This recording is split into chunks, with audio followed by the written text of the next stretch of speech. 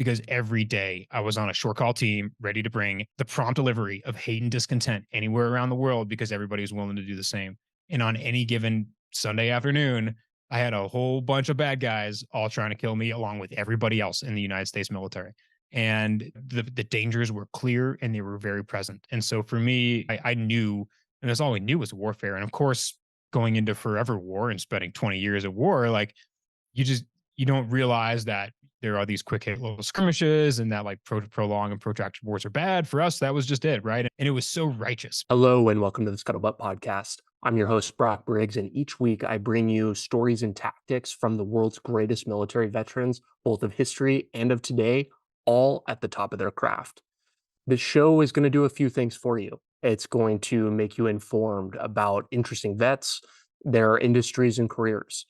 It's going to get you asking questions of yourself, both personally and professionally. We want to grow here. If you're listening to this podcast, I would consider you part of this community, and I expect that you are looking to better yourself every day.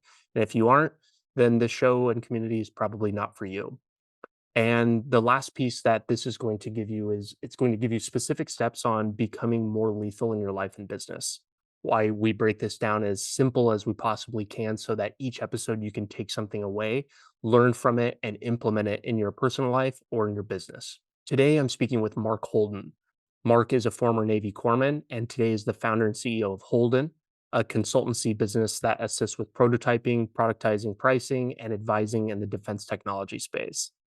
Expect to hear about the current and desired future states of defense tech. Mark has worked on the front lines, both from an operational perspective and product perspective, his entire career. So his pulse on the weapons of yesterday and those of tomorrow is incredibly sharp. We talk about what's missing in our defense tech portfolio as a country and the weapons he's excited about. We get into the state of hybrid warfare, why counterinsurgency is over, the looming threat of China's invasion of Taiwan, and the evolving battlefield as activity begins to play out in the South China Sea. Mark gives us a masterclass on the most important elements of product management as well. He held senior product roles without any secondary education, I might add, at Teledyne FLIR, Shield AI, and Axon, and has strong points of view about what it takes to make a great product manager, managing hard tech and defense, coping with military budgets, and importantly, why veterans make great product managers. And lastly, we get into his personal mission, serving after service, why vets need to actively define who they are, and how to answer the question, who am I when I am no longer myself? This episode is incredibly dense, so you're going to want to set aside some time to work through this. Buckle up, Mark really lays it on thick. You can find this episode as well as the video version, transcripts, other written content to keep learning, all at scuttlebuttpodcast.co. Please enjoy this conversation with Mark Holden. So you were just saying that you are actually pausing all of your business development and going all in on content. Talk to me about what is guiding that decision, what brought you to the conclusion that's exactly what you need to do, and I guess maybe talk to me about what you're doing to pursue that from like the professional context.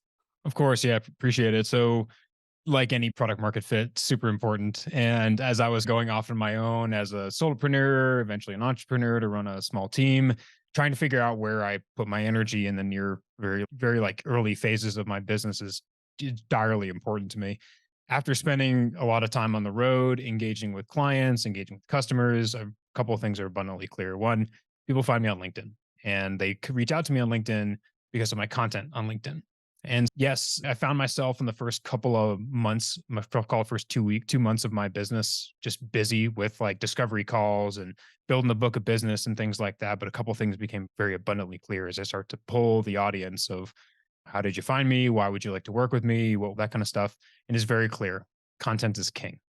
And as I look towards some of the work certainly we're doing across the defense industry, they've done a lot of public speaking and things like hybrid warfare. And I have a line that it's not the coin, it's not oil, it's not the petrodollar that is the most valuable currency in the world. Attention is the most valuable currency in the world. And when you put that into a small business owner trying to like break out and become a commonplace in the defense industry, I choose to do that through content. What I quickly realized that when people see your content, whether it's video, whether it's just me like posting about a trip I went to a coffee store or things like this, people see you, they trust you. They begin to start to follow your story. They track and trust your growth. And then content's one of those things that, yeah, like I may put a killer piece of content out and I may get a couple of phone calls for some new business prospects and new business opportunities going forward. But it's abundantly clear that people who reach out to me have been following me for a year, longer than that. And that people had no idea that were even following me, reach out to me. So finally, when they're ready to come off the sidelines and do some business, they reach out to me. And yes, like for the next few weeks, I'm just going to be focusing on a very robust content strategy. I've changed and moved all my discovery calls. I've closed all my bookings for the month. And September for me and for months of October will just be one, generating content, but two, generating a viable content strategy that will really set me off on the proper azimuth for not just incredible growth, but a lot of trust to do some really fun business with some really fun folks in the space going forward. And that's why content for me, why now? And I'll be real with you, man. It didn't come naturally. It was one of those things that for those who've been following me for a while, it's just been fumbling around. And of course, like every content creator has the imposter syndrome challenge and the self narrative that you keep in your head about your content sucking and things like that. But it's abundantly clear from the audience, and I hope they're watching this now, that like more content helps create a brand. People like brands, and whether you're employing that brand to help your pricing in your product portfolio for the defense industry, or whether you're buying a pair of shoes or something like that, like brands matter and people gravitate towards brands. And so for me, I've had a lot of great business opportunities, but I'm tracking the power of the brand. And so for me, going forward, I focus on content creation. It's so funny you talk to like young kids these days and they like my wife's brother is young or like junior high age and he's always like drawing what he's going to be when he grows up and it's funny because it's like he draws YouTube.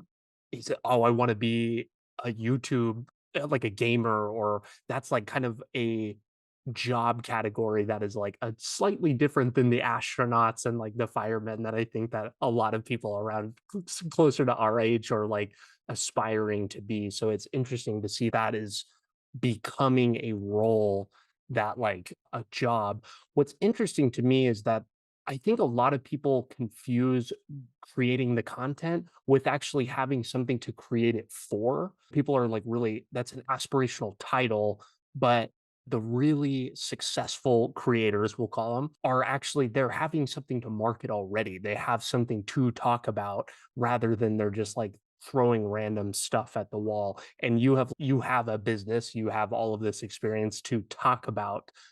And now if I don't want to put words in your mouth, but you're now trying to take that years of experience and put that into a place where people can build trust. Would you say that's accurate? That is accurate, and I'll be the first to say I was the last person to expect to ever be in the content creation game. And you hit the nail on the head, even to a fault. People's Republic of China weaponizing TikTok to diminish the youth in the United States of America, right? You go ask the kids who use TikTok in China, who can only use it in the mornings and the evenings, only can use it for a certain time period of day. What do you want to be when you grow up? They'll tell you. Be an astronaut. I want to be a mathematician. I want to be an athlete, right? I want to do something significant in this world. And you ask the kids who, again, China uses TikTok in the United States to ensure that those kids get to just focus on silly dance challenges and things like that. You ask the kids who use TikTok in the US, what do you want to be when you grow up? They'll all tell you the same thing. I want to be an influencer on TikTok. And that there leads into the creators dilemma. It's cool. Can I create crafting, entertaining, enjoyable content for my audience? Like, of course I can. But how does that propel me forward as a business owner? How does that yield anything other than ad revenue, which is certainly the plan?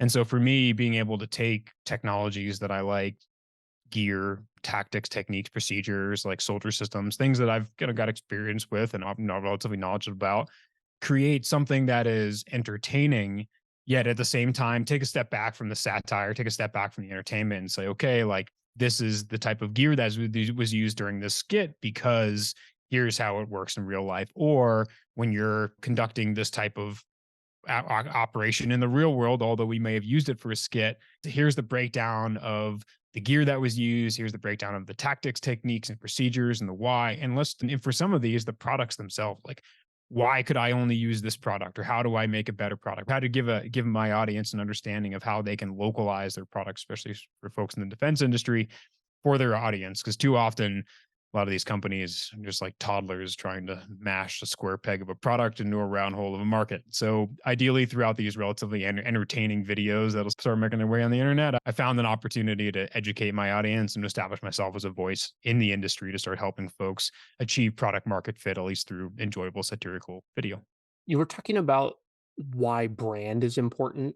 Do you think that brand is more important than individuals nowadays? Do you Mhm. think that is what are your thoughts about the balance between those? Because it seems, at least to me, there is like a massive shift happening to where people know names more so than like the Nike or the Apple or whatever. What do you think about that? 100% correct. You look at the breakdown of social media profiles and economics, like there is like Tim Cook, right? Significantly more Twitter followers or X or whatever, wherever we're on now, than the company he works for. Same thing, Elon Musk, than the sum total of the companies he works for. I believe that the brand is certainly important, but that brand can be an individual person, right? Steve Jobs had a very specific brand on the companies that he touched. And I think people gravitated towards the companies that and the products that he worked with because of his general understanding of what you need to do to innovate in that space and how he became a voice of a particular brand, whether it be Apple, whether it be Pixar, and if he stayed alive, for whatever brand he hitched himself to that would find it. But for me as a creator, what's more important than brand is affinity. Right. So I look towards the users and I look at them. Are they just buying stuff because they need, like, take shoes, for instance, so they need a pair of shoes? So of course everybody needs a pair of shoes. I buy a pair of shoes. But do I have an affinity for the New Balances or the Nikes that I'm wearing? Or is there an opportunity for me as a brand to start, or for one of the companies that I work with to start challenging the lack of affinity in a particular market space and to be able to use content to drive fan base, to drive consumers into a particular brand that they have the opportunity to establish an affinity with. And I believe that affinity, when used almost as the grassroots movements of social media, has the opportunity to greatly eclipse any one creator, any one brand. It's interesting, you see a lot of the big podcasters, YouTubers, there's also this kind of other shift happening, exactly what you're saying. They are using the affinity for them as individuals and driving them to things, and particularly in instances when they have equity stakes in the companies. I was listening to a podcast yesterday where Andrew Huberman, I'm sure you're familiar, he has a stake in Athletic Greens, and then he talks about Athletic Greens on his podcast. And so then he drives business and says, "Hey, go do this." And then that's also like a very capital light thing for him. He just puts money into it and then can use his built-in distribution from the podcast or video or whatever it is to make money. You were talking about ad revenue being the sole part of that. Is that something that you see as material to you, or do you see yourself having more to gain on like maybe partnerships with equipment, reviews, several of the other things that you could have mentioned there that are other than ads? Yeah, no. So while ad revenue is certainly part of the calculus, it is not a main metric or main driver. I believe there's a viewership elasticity at play when you monetize certain media at the source, at the platform, meaning I go onto YouTube and I click on my videos. Yes, monetize them. Yes, don't monetize them. There's certainly an elasticity level where if I do not monetize them, I'll have more. But if I monetize them up to a certain point, I'll have potentially less viewers. For me, I'm not here to grab couple $100 a month off ad revenue. I'm here to make significant partnerships with other companies that are out there. And yes, there's opportunity for channel sales through affiliate links and through things like that. But for me, the lion's share of the value in creating content is being able to establish myself as a formidable brand voice inside of this defense industrial base for folks who are discriminatory about the professional services in which they employ to make sure that their brand's effective. And so for me, I'm not going to come out of the gate with a bunch of heavily monetized content, although I recognize the strategy, right? You talked about Huberman, like Joe Rogan did this with On It. And heck, Mr. Beast is the savant when it comes to this stuff with Feastables and Beast Burger. And he cracked the nut. I can make anybody entertained on YouTube, but I can now make, now that I have eyeballs, like there's a whole bunch of people without brand affinity on what type of cheeseburgers they buy and what type of chocolate bars they buy. Hence, Feastables and Beast Burger started finding their way in. And we saw this with Chicken Logan Paul, with Prime and the energy drinks and things like that. And yeah, it's like there is like a heavy YouTube monetization piece. Like I'm trying to thread the needle somewhere in the middle. You've got an interesting opportunity too as you target the defense space, because when people think of defense or at least for me specifically, there's not even a name that comes to mind. I just think Boeing, Lockheed, I think of the big primes, and there's not individuals at least that are at the forefront of that. So maybe that's you. Maybe that is, and yeah, I'm not here to contest in a red ocean, right? If this was a very busy brand space and there was a whole bunch of creators like vying for influencer space, like I probably wouldn't throw my hat in the ringer, but I take a look at it, man, and all warfare is based off of surfaces and gaps. And I look towards the hard, well-defended surfaces, and then I look towards the undefended flanks, and I see an undefended flank in this industry. And I think speed to market's super important. So I'm gonna try to get there pretty quickly. But there is certainly opportunity to start partnering with some of these defense players. And as you say, like there is no one strong brand voice to rule them all. Now, I believe there will be, and certainly in the future, people are gonna start gravitating more and more to YouTube. And I think as the Twitter X saga continues and as Meta starts challenging consumer privacy rights and the stickiness of their brand new social media platforms, like we are at a ripe age where there's a lot of chaos in social media right now. There's a couple of longstanding brands like LinkedIn and YouTube that will reign supreme over the next few months. But because we're rapidly changing, I see opportunity because with chaos comes an opportunity. And again, I'm the last person a couple of years ago that told you that would have ever thought about being content creator or ever focused on a new business through YouTube or something like this. But for me, it's like the eyeballs are really important. Being part of a brand name is really important. Seek it more whatever your metrics of performance, metrics of success are, whether that's subscribers or views or followers or things like that. But for me, out the just putting out quality content, I won't monetize it up front, and I'm really just going to demonstrate my past performance and see what sticks with brands. You said that you would have never thought that you would have been going down this road. Maybe now would be an apt time. Yeah. Maybe take 2 to 3 minutes to give me, like, a high level overview. You've got a crazy long background. We could probably spend the whole conversation on just that, but give me the high level overview, what gets you here, and then we'll take it from there. Yep. Yeah, sure thing. I grew up in New England, come from a long line of aviators. Aviation was certainly a passion of mine. Joined the military fresh out of high school to help support the global war on terrorism. Spent a short career in the military. My operational experience could be driven into about three different buckets. One, just special operations medicine. There as a medical practitioner, as a Navy corpsman initially with some of the big pushes in Afghanistan. Transitioned off, kind of graduated up into counterterrorism. Spent a good couple of years just crossing names off the kill capture list, along with many who were running the counterterrorism, counterinsurgency mission in Afghanistan at the time. From there, transitioned off to really focus on some of the technological challenges, more like asymmetric threats on the battlefield, and how we as a fighting force can either bring to bear material or non-material tactic techniques and procedures to counter these new threats, or what new technology exists within the US defense industrial base that we can take forward and localize for the United States Department of Defense.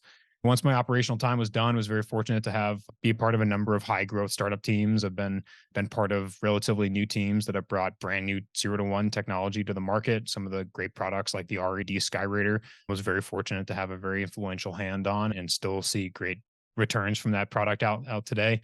Been part of some great venture capital backed teams. I was VP of product at a company called Shield AI, where we were doing some awesome work to put an artificial intelligence into maneuver operations for mainly things that fly, everything from small backpackable quadcopters all the way to putting automated fighter dogfighting behavior inside F-16s and things like that. And then most recently, I just left as a head of product at a company called Axon, where we were doing great work taking the next generation of body cameras, digital evidence management software, less than lethal smart weapons, and bringing them into the forefront of the federal marketplace.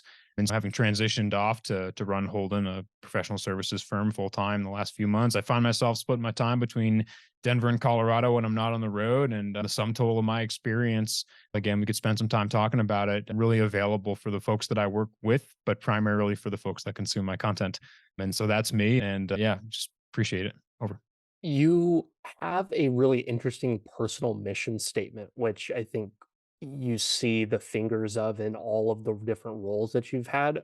Talk to me about what that is and why that exists. My name is Mark Holden. I'm here to reduce organic tissue damage on the battlefield. For me, like I said, I come from a long line of aviators. For me, I was destined to be a fighter pilot. By the time I was 6, I was running radios and radars in my dad's planes. And time I was 12, I was logging some pilot and command time. And by the time I went to go test for the driver's license exam for the Commonwealth of Massachusetts, I was already licensed and certified to fly some larger aircraft. But when I looked when I look forward to like how I was going to serve the military in its time of need when the global war on terrorism was kicking off, for me, I was just called to support in this like medical sense, right? Battlefield medicine, like the places where the people needed the help the most. I was just called to it. And I didn't grow up wanting to be a doctor or a paramedic or anything like that. I just like completely stumbled into the role, and I realized very quickly that my mission just became to help people on the battlefield and just help reduce the organic tissue damage and save lives and livelihoods were able. And so throughout my operational time, I did that. In industry, it focused very much on robotics, both air and ground and maritime robotics, to be able to take the dull, dirty, dumb, and dangerous jobs that our soldiers, sailors, airmen, Marines, and Space Force Guardians are doing and be able to have robots do it. And in the future, I would love to just have some warfare where there's just a bunch of robots fighting robots, right? Metal Gear on Metal Gear would be awesome because that means people aren't dying. And so for me, all the work I did in the military was for that. All the work I've done in industry have just really been to push uncrewed or unmanned robotic systems into the battlefield to be able to improve the survivability of our soldiers, sailors, airmen, Marines in the battlefield. And some of the work I'm incredibly proud of the work we did at Axon was bringing the next generation of taser to the industry, right? Like less than lethal technology gives our forces options when they may not have many. And when the stakes are high and our adversaries will push our limits overseas, we need options.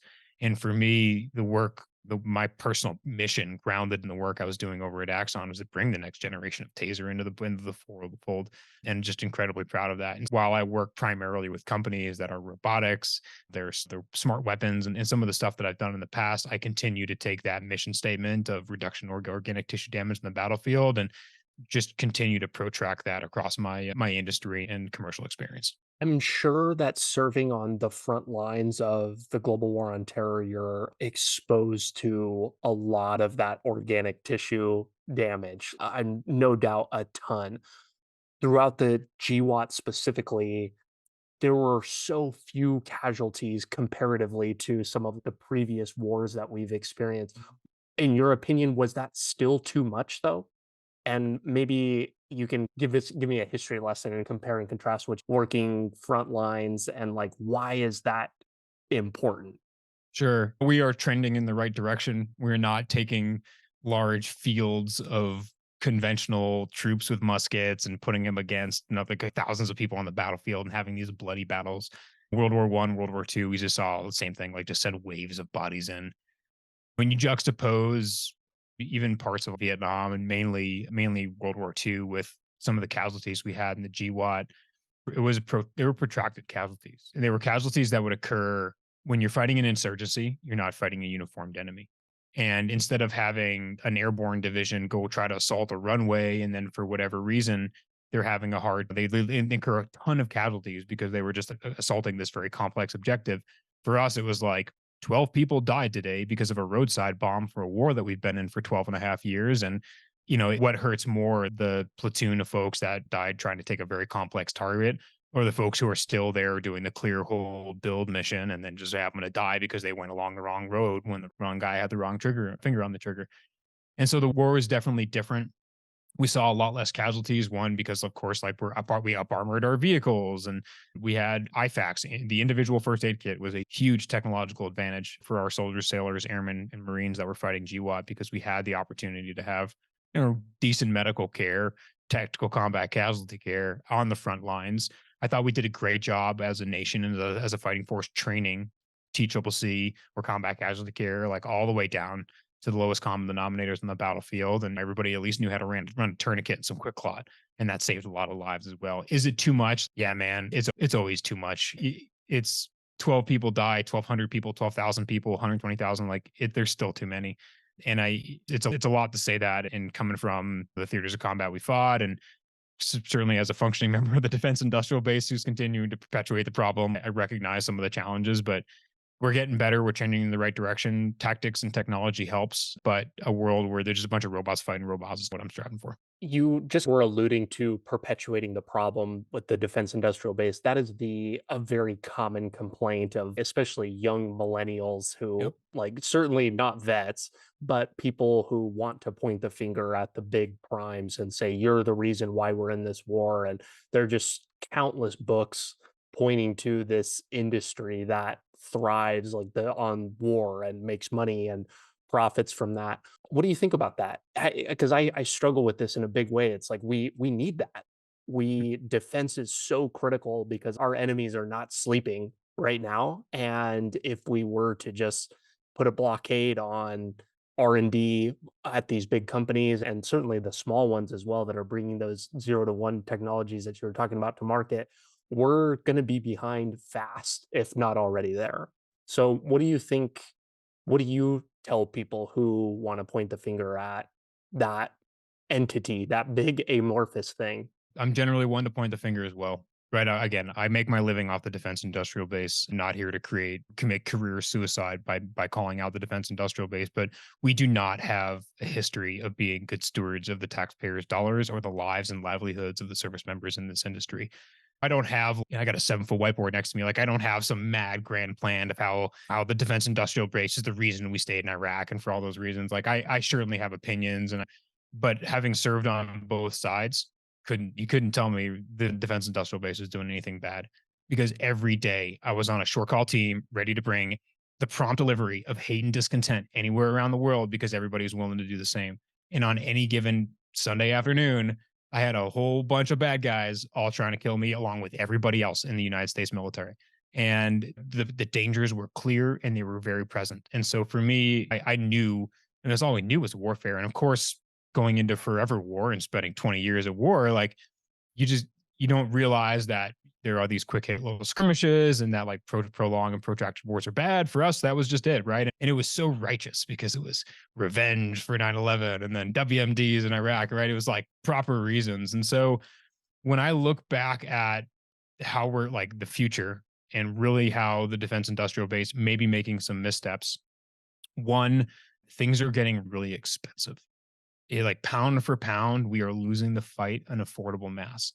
And that's not necessarily to say like the entire industry wholesale are doing terrible things, but it's not uncommon. Like you look back at like Apache is a perfect example, right? You look back at these companies that take very specific measures to ensure that the parts that are like there to keep aging platforms, they're very expensive, they're increasingly more scarce year after year, and that this large logistical tail is there to support these products. I think a lot of the problems with the large defense industrial base is their margins, right? Lockheed Martin, 60 billion dollars a plus a year, but like their margin is not what the small boutique farms are running. And so because their margins are so skinny, they've got to squeeze every ounce out of every contract, ensure every contract is as sticky as possible, ensure every option year is executed because the amount of money that they have coming in and profitability relative to top line revenue is very small because they don't sell on value, they sell on price. They're all backing into price.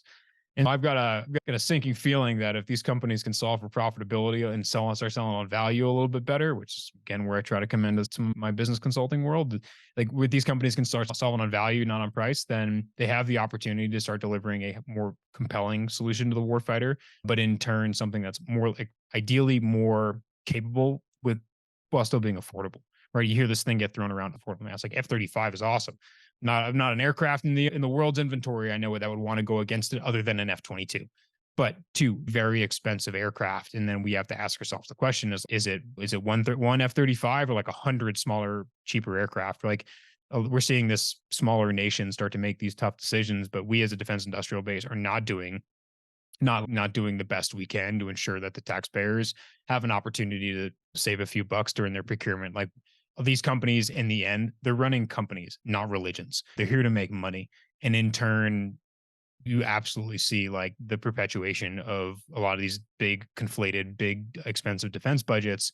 So these larger standing defense industrial based companies can ensure that they remain a member of the as a vying financial member of the defense industrial base. You were talking earlier about sending robots to the battlefield. That's like much simpler Yeah. version and preventing the loss of life on the battlefield. Do you think that we're going that way, where that's like obvious and clear? And I think that as a whole, that's a good thing. Do you think that makes us more prone for engagements, like more frequent engagements when there isn't the question of life to be worrying about? It's just money. And on the DoD side, like there is a money equation to a service member. There's the Yep. cost of all of that. There's money, there's a dollar value written down for the cost of that.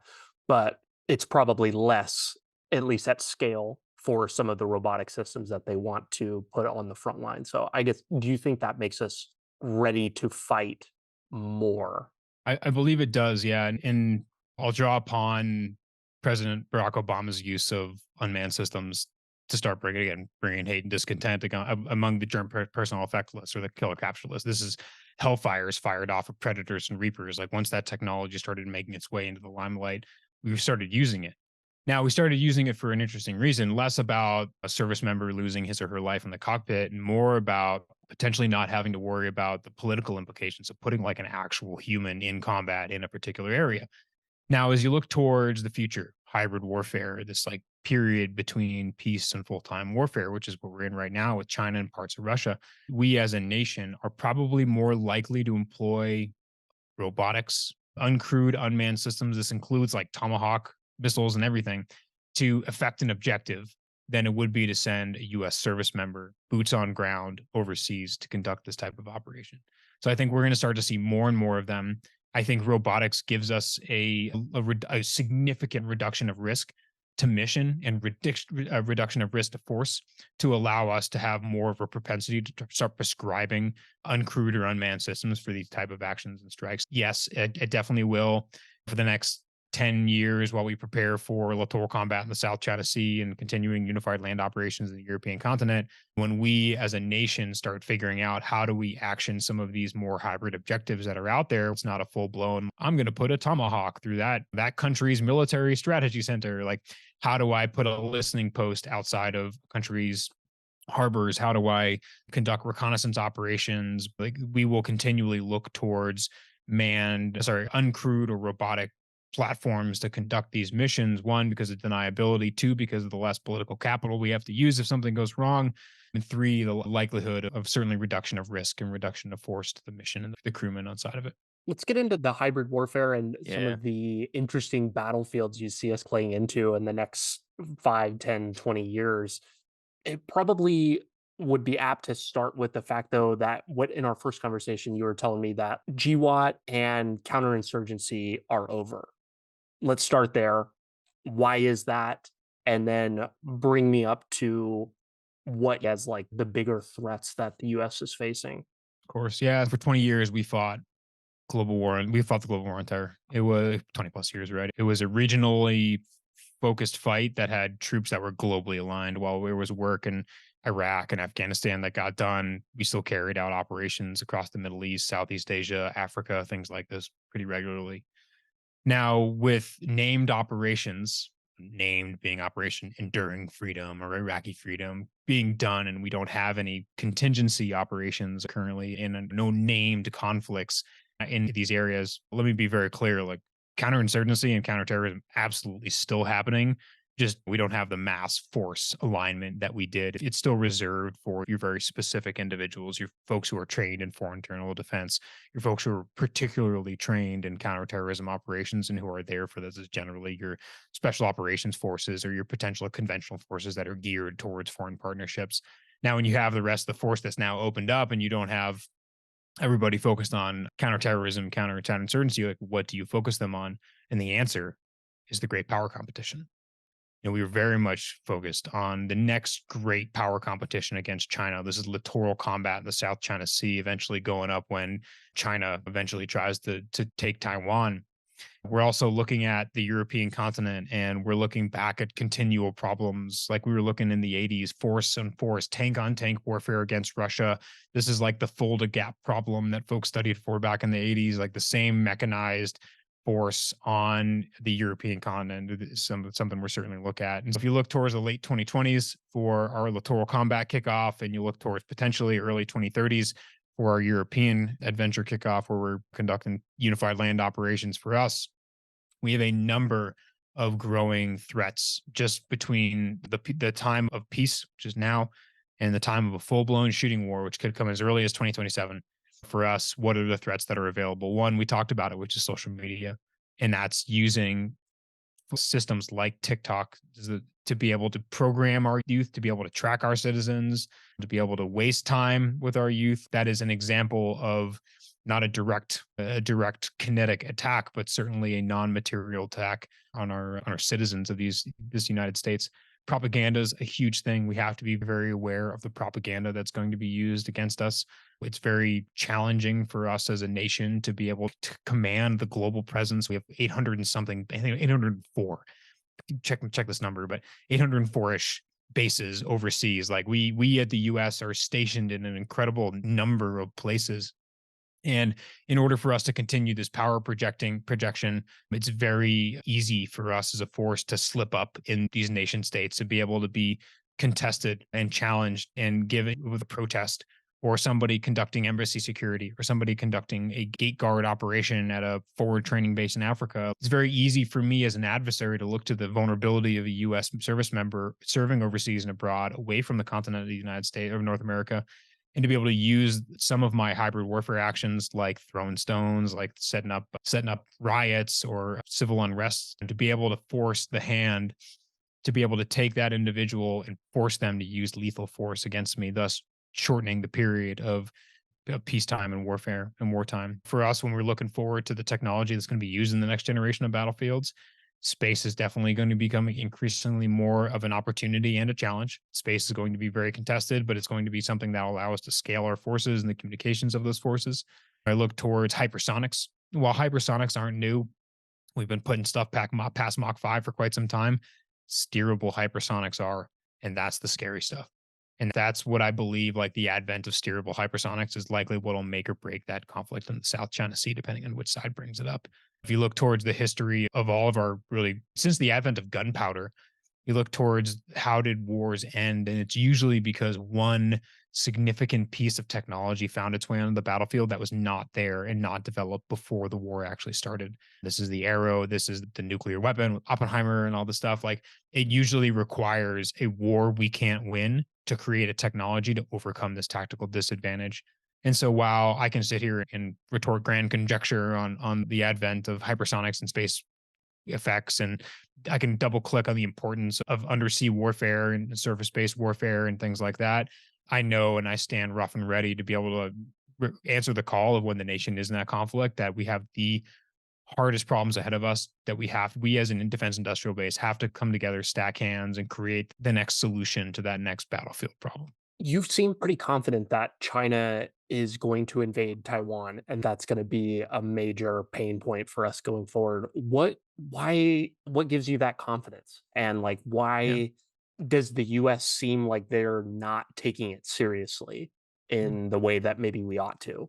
I will happily be wrong on this, and I welcome the opportunity to eat my words. However, I am confident that the People's Republic of China will make a move for their version of freedom of navigation in the South China Sea, and that includes taking the island of Taiwan. I feel very confident about this for a couple of reasons. One, they called that shot about 100 years ago, right?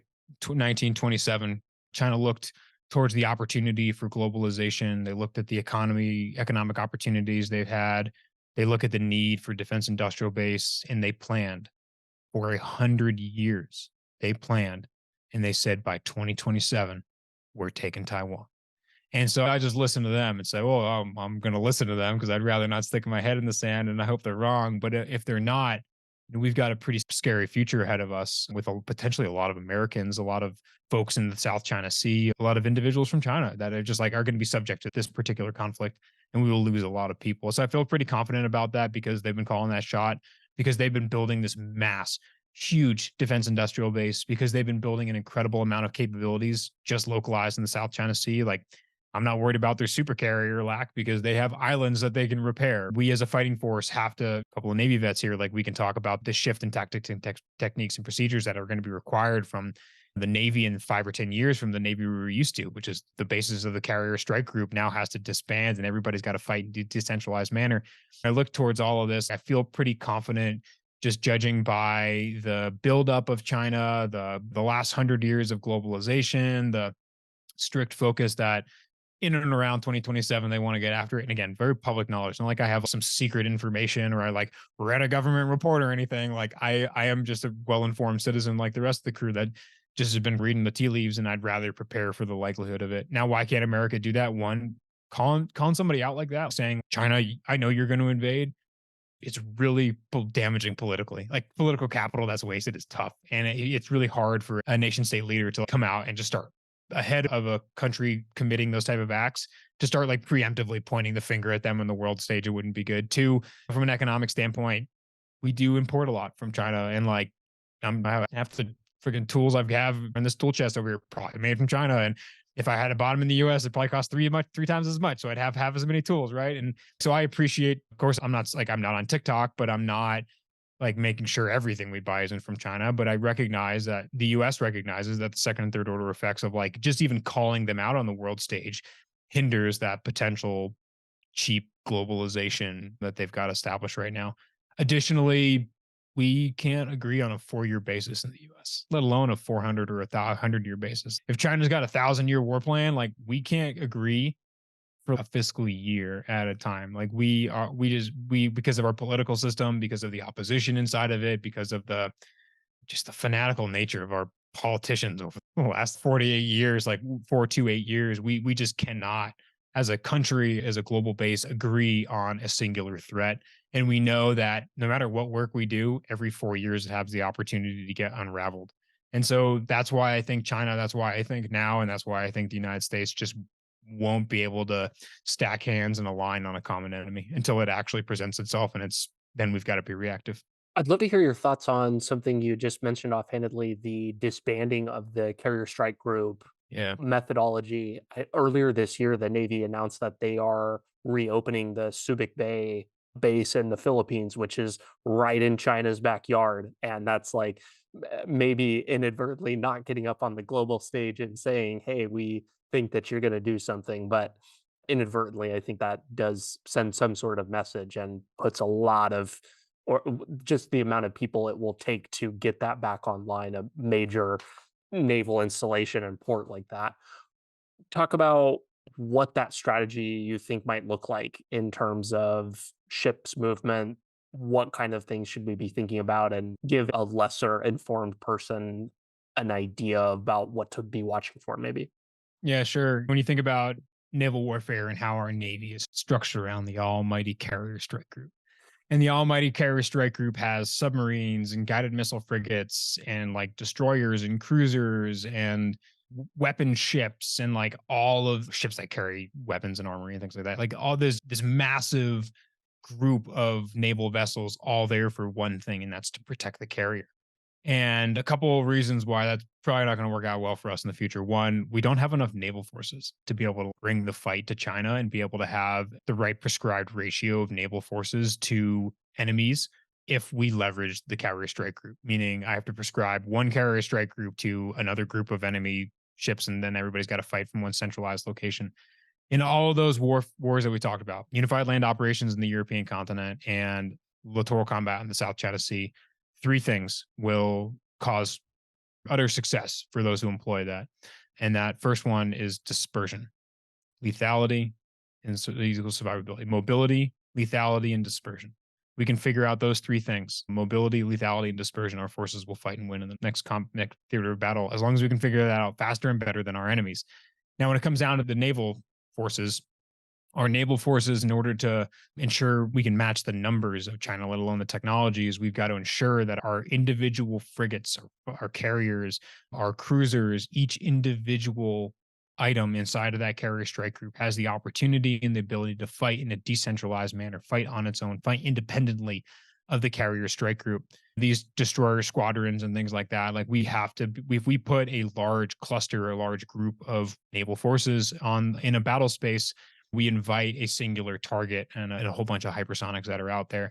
There again, we have carriers in place for the aircraft that they leverage. And while we recognize that air superiority is a really important thing for us, especially in the first 48 hours of any conflict, there's going to be a lot more to winning the South China Sea than just to put airplanes on the sky, right? We've got Marines that'll have to take the islands, and that's littoral combat ships. That's a number of littoral elements from the Marine Corps. We've got a number of increasing threats, both on the surface and under the sea, For that, our submarine forces and our submariners need to be able to operate away from that carrier strike group to be able to be the forefront and the eyes and the ears. And we have to recognize that any ship we put in, we have to be ready to lose with a steerable hypersonic weapon that could find its way on the battlefield at any time. Because while we have the opportunity to track them and identify them, we may not have the opportunity to defeat them. And for us, when we look at the technological advantage and the overmatch of our naval forces relative to China, like how is China solving for their supercarrier problem? They've only got a couple of them. We talked very quickly about those islands that are occurring in the South China Sea.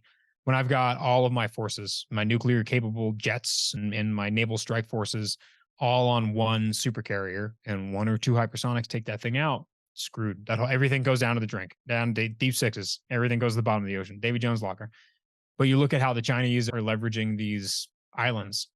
It's not only are the runways very long, and if I take out these particular islands, like I have to get past the surface to air missiles, the radars, the patrol boats that are around there. But if I get lucky and I put a warhead center mass on that island, there's a whole bunch of construction crews, a bunch of coral, sand and coral, like ready to repair that island to get it back up into the fight again. Where again, like you mentioned, we've got bases in like the Philippines and South Korea that we use for that. However, mobily, the Chinese aircraft carrier, like the floating aircraft carriers that they have in these man-made islands, are a very formidable foe. And for a number of different reasons. One, preparing for littoral combat, island hopping, just like we did in World War II with the Marines. And just to get over the sheer numbers, we have to be able to ensure our forces are able to fight and win as an independent unit, one destroyer to rule them all, one cruiser to rule them all. Than it is just being a mass carrier strike group. We have to win in numbers, awareness, and again, mobility, speed, dispersion. Mobility, lethality, and dispersion. Three things. If we could solve those things, we should be able to fight and win the next war. What's the basis for those 3 things? Is that it sounds like you are citing those out of a textbook or some sort of study of war, like, where is that coming from? Yep. So I spend a lot of time. So that's coming from me. I spend a lot of time traveling around, listening to various military leaders, four-star generals, senior executive services in the various armed services, combatant command, commanders. And I sit and I listen, and then I start asking questions. And usually one of the questions that I warm up to asking him is, tell me about the things that keep you up at night. And then it's the stuff that keeps them up at night is the stuff that we can't do, is the stuff that we as a fighting force need to train on, need to equip on. What do we need to train and equip on? And then, like, where are the big standing long tooth problems that we inherited and carry with us from GWAT into this next great power competition? And how are those going to hinder us? And what are we going to have to do to be able to fight and win relative to the new threats on the battlefield? And again, these things just come from these discussions I have with a lot of these generals, and just recognizing that there is a capability gap, there is a technological gap between what we have and what we need to be able to fight and win wherever that next theater of combat is. And for us, those three things are the things that always come to mind. If we can solve for those three things, we as a fighting force will be much better off than if we hadn't.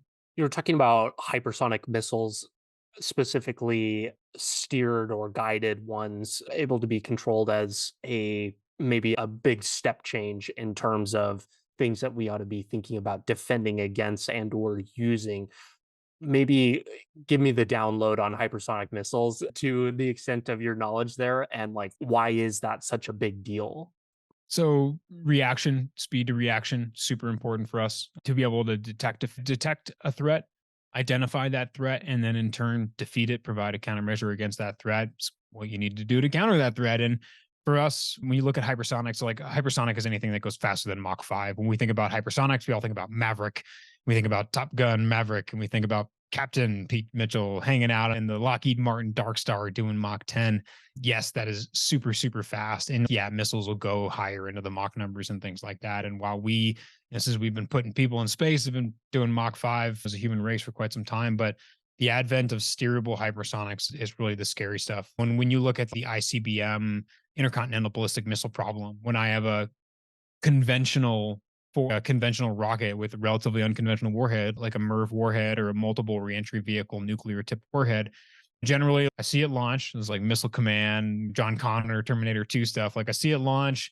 Skynet has the decision to react. They say, okay, potentially 2 or 3 hours, New York's gone. So what do we do? It's okay, let's call the satellites. Let's have the satellites try to burn it down. We've got the doomsday plane up, and they got all these things we can do. But we recognize, like, when the reaction time goes from an hour to a minute, and then they're not going in. So essentially, like when a hypersonic missile comes out, like we think about the air defense of the United States as like a coastal problem. Like, yep, East Coast, West Coast, we'll be able to stem off any air coming in from the East Coast or West Coast, and we just got to make sure we can stem off ground attack from Canada and from Mexico, and we're good. We got all four corners set, right? But when we start thinking about a hypersonic missile that we don't know the intent of, right? We've detected it, but we haven't identified it as a threat. We don't know if it's a launch towards us, towards somebody else. Like we can't react right away because now we know once they've launched and once they left the tubes, those things can steer anywhere.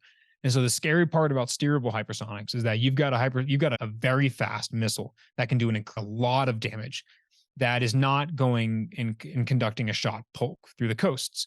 Like you shoot this thing and you stick it to Brazil, right? It goes from whatever South China Sea over Brazil, comes a little bit inland in South America, and then just has a 90-degree turn north, and then strikes Galveston, strikes someplace in Texas or Middle America, someplace that we don't have a lot of defense artillery for. And that becomes a very scary concept. And when you think about the reaction time of a potential domestic strike being taken down in minutes, what is the reaction time of a battlefield hypersonic? It's like seconds, and you might not even know it's there. When it comes in, it's going to come in fast. It's going to come in quick.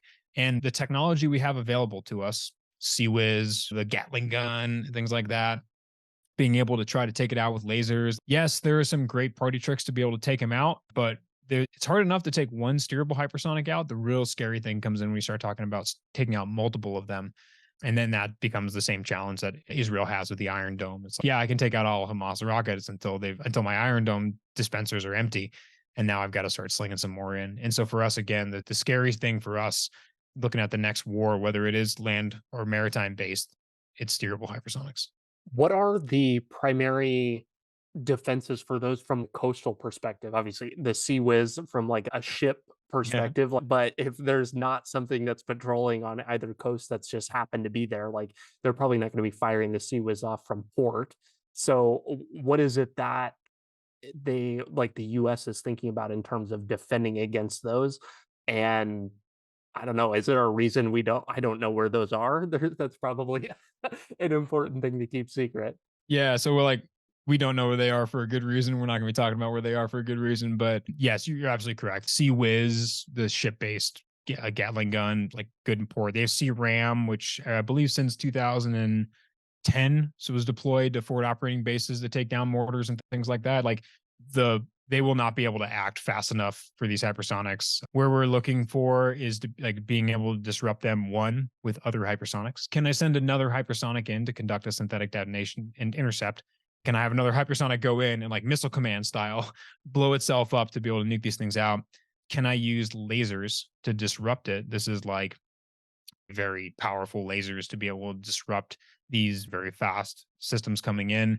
These lasers can be air based, they can be ship based, they can be ground based. We're also looking at from like a cyber standpoint, is there a way I can employ cyber electromagnetic effects to be able to steer this thing off course? Can I provide an opportunity to steer this thing on mid course, or what do I have? And to be real, like those are some stuff we're trying. But when you look at the modernization priorities, it's still we are still trying to figure out as a fighting force how to solve for this new threat of hypersonics being used on both sides. Like we talked about the challenges of Iraq and Afghanistan, the global war on terror, but we weren't fighting conventional fire forces. Yeah, insurgency was terrible. Like it was a nightmare to conduct counterterrorism operations against an insurgency, but or counterinsurgency operations against insurgency. But we weren't fighting conventional forces with strong electromagnetic capabilities with complex hard targets. We have 20 years of warfighting experience under our belt. Yeah, some small unit tactics and some close quarters combat, but we don't have a lot of experience going toe to toe against these conventional forces with this stuff. And so we haven't been figuring out how to solve for the hypersonic threat for the last 20 years, like some countries have. And like I think we as a human race are trying to figure out what to do with this increasing speed of technology and speed of battle. But for us, for hypersonics, lasers, awareness of when they're getting launched, where they're getting launched from, and things like microwaves and cyber electromagnetic effects are what we're looking towards. But again, jury's still out on what that magic bullet will be on those things, and we may not figure it out until the threat manifests itself on the battlefield. It's so interesting how we are coming out of this 20-year war and engagement, and potentially on the doorsteps of another fight. We'll just put it Yeah. simply, another fight that will probably look nothing like anything we've ever experienced before. It's not that the so much of like war and practice is it's you're gearing up for the next thing and assuming that what you're going to do in the future will look like how it worked in the past. It's like you can only prepare for what you know about. And I think what you're describing is scary for a lot of reasons because it's we maybe have never encountered something like that before, and it's difficult to train, difficult to practice for, and especially just like a brief little thing about recruiting here, like rolling into quote unquote peacetime, people not want enlistment numbers way down. That's not a great place to be in. No, I mean, there is hemorrhaging of troops that survived and lived GWAT. They've seen their wars come and go, and they realized, and they looked at the future of the great power competition or being part of a peacetime military, and they said, I just don't want to do it. So not only is we just like hemorrhaging talent out of the military, but we're having a hard time like, getting people into the military. Recruitment numbers, like no one can meet the recruitment numbers. And not only is it because we're perpetuating the challenges of the economic follies of the defense industrial base over the last couple of years. Not only do we have the woke culture and some of the political challenges that comes with signing your name up, being part of the military now, and that is exactly why the United States Department of Defense's budget is growing the technology budget by 40% year over year. We are just increasingly spending more and more on technology so we can offset the smaller numbers and troop strengths. And when you look at the glory of robotics, when you talk about this stuff, I have one Marine with one rifle is one rifle in a battle space, but one Marine with 12 robots, all conducting a collaborative mission, all with various amounts of sensors and weapons and things like that. That's a force multiplier. And so that's exactly so. Yes, it's very scary that we will not have the troop strength, and it's scary because there are things like drafts that are going to have to occur, and the inactive ready reserves that may have to get called up again. We've seen this in the past, but you're absolutely correct. Like we are going to create, and we are going to interact with new threats that we've never prepared for. And the speed of battle will be dizzyingly chaotic and scary. Battle is so confusing. Combat is this like very scary, confusing thing that like communication is certainly a really important part of it. And when you look towards a real big unified land operation in the European continent, coalition force interoperability is going to be paramount. This is the various like forces Poland and the UK and Germany and like everybody talking on the same network, understanding where their battle spaces are, potentially a Polish tank being used to fire a German piece of weaponry that's guided in by a British technician. Like all of these things are very possible for us, and interoperability of our systems, speed of battles is going to be very dizzying. And because I'm not painting this isn't a very exciting war. It's a very like challenging, chaotic war that without a 9/11, like you can't rally a whole country behind it. It is challenging, having a hard time meeting recruitment numbers. You've got a lot of opposition against the vastly ballooning defense industrial base budget line for the year. And for a lot of different reasons, we're having a hard time grabbing people. You're right. I want to talk about some of the interesting products that are being built in defense tech. You've alluded to a couple. We talked about hypersonics. You've got an extensive background in unmanned vehicles. I would love to just pick your brain a little bit on what you're seeing that is being developed now, whether it's on the battlefield or not, and maybe how that can fill some of the gaps that we've been exposing here. We've got the whole US military issue. We've got them all diagnosed on this conversation. Yeah, we're open for bids on helping with that. So Yeah. talk to me about products. What is new and hot in defense tech in your mind? Sure. So we've talked about robotics and stuff like that quite a bit and the hardware that's associated with it. For me, there's a very big focus on the software that governs those robots, the artificial intelligence that will tell them how to conduct that maneuver operation when they're in the fray. When they're at the point where those systems are actually being used in combat, a couple of assumptions can be made. One, we will not have GPS, so they will not know where they're at. Two, we will not be able to talk with them. So they're going to have to be armed with the if this, then that kind of logic to be able to fight and win. Completely disconnected from the human operator who gave them that mission set. So when I look Why towards, hang on a second. Why yeah, did you sorry to interrupt. Why did you say they'd be without GPS? Yep. The 10.23 megahertz square waveform subcarrier of GPS signals is something that we have an incredible heavy reliance on, and is something that is beyond easy to snip. So GNSS or global navigation satellite systems, like they are like the common carrier wave is something that we as a society use for everything from getting my food delivered to procreating, right? You've got folks who met all their significant, they're all, everybody meets their significant others on like Tinder or some proximity based like dating app or something like that. So not only do we leverage that pretty heavily to eat and procreate and things like and get around and things like that, but in warfare, it is an essential step to our navigation. We use GPS to navigate. We use GPS to call in bombs. And like what happens when a smart bomb is no longer smart? It's just relatively obedient. And when you got a smart bomb that doesn't know where to go, it's now a dumb bomb. And when you chase that down, yeah, you take out GPS, you want a new idea, you read an old book, you go back to what we did in Desert Storms with the advent of laser guided bombs. So now we start focusing on laser guided munitions. But now there's a whole other problem set where laser guided munitions just become commonplace. I think Center for New American Security did a pretty good study some time ago where they looked at any country's ability just to knock out GPS, knock out precision weapons, knock out military navigation in an entire country. It's like pretty easy to do. We can do it. Our adversaries can do it. We're certainly seeing that occur in the Ukraine right now with an active conflict. And so it's very safe to assume GPS won't be available. And now when we have all of our forces, they now have to start focusing on a different, like more traditional ways, potentially maps and compass and like binoculars and how to navigate. But then calling for fire becomes this giant imprecise thing. Hence the opportunity to leverage artificial intelligence to enhance targeting operations on a battle space, or to leverage things that excite me as anything with lasers. I believe Center for New American Security says by 2027, 2028, like 90 something percent of all self-propelled munitions on a battlefield will be laser guided because we will not have GPS to be able to solve this problem. And so when we look towards laser spectrums, when you start having like lasers work both ways, so you need a person or a robot there to provide that laser so that the weapon knows where it's going. The 1064 nanometer laser itself is very easy to be seen. Like you can see that laser sign on a SWIR system, short wave infrared. So you used to run infrareds back in your day.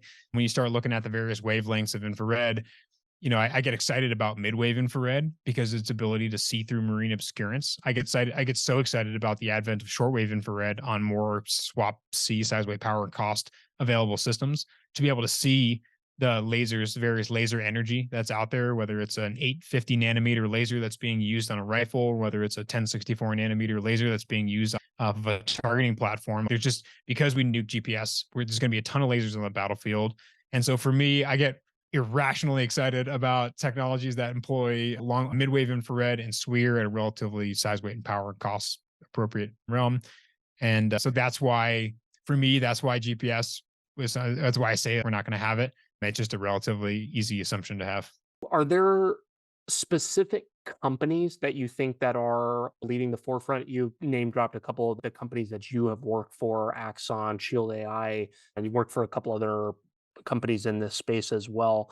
You can name drop them again if you want to get into that, or this would be maybe a chance. Anybody else that is building cool things that have great minds behind them that we could get into? Yeah, sure. We talked about some of the companies that I've worked for, and yeah, like all the teams at Teledyne FLIR now are just doing incredible work with taking the next generation of infrared sensors and pairing them with just incredible robotic systems. And so I'm very excited about them. In terms of like artificial intelligence for maneuver, very much Shield AI just comes to mind. I'm just so proud of the work that we did over at Shield AI, and the team's continuing to do just incredible work.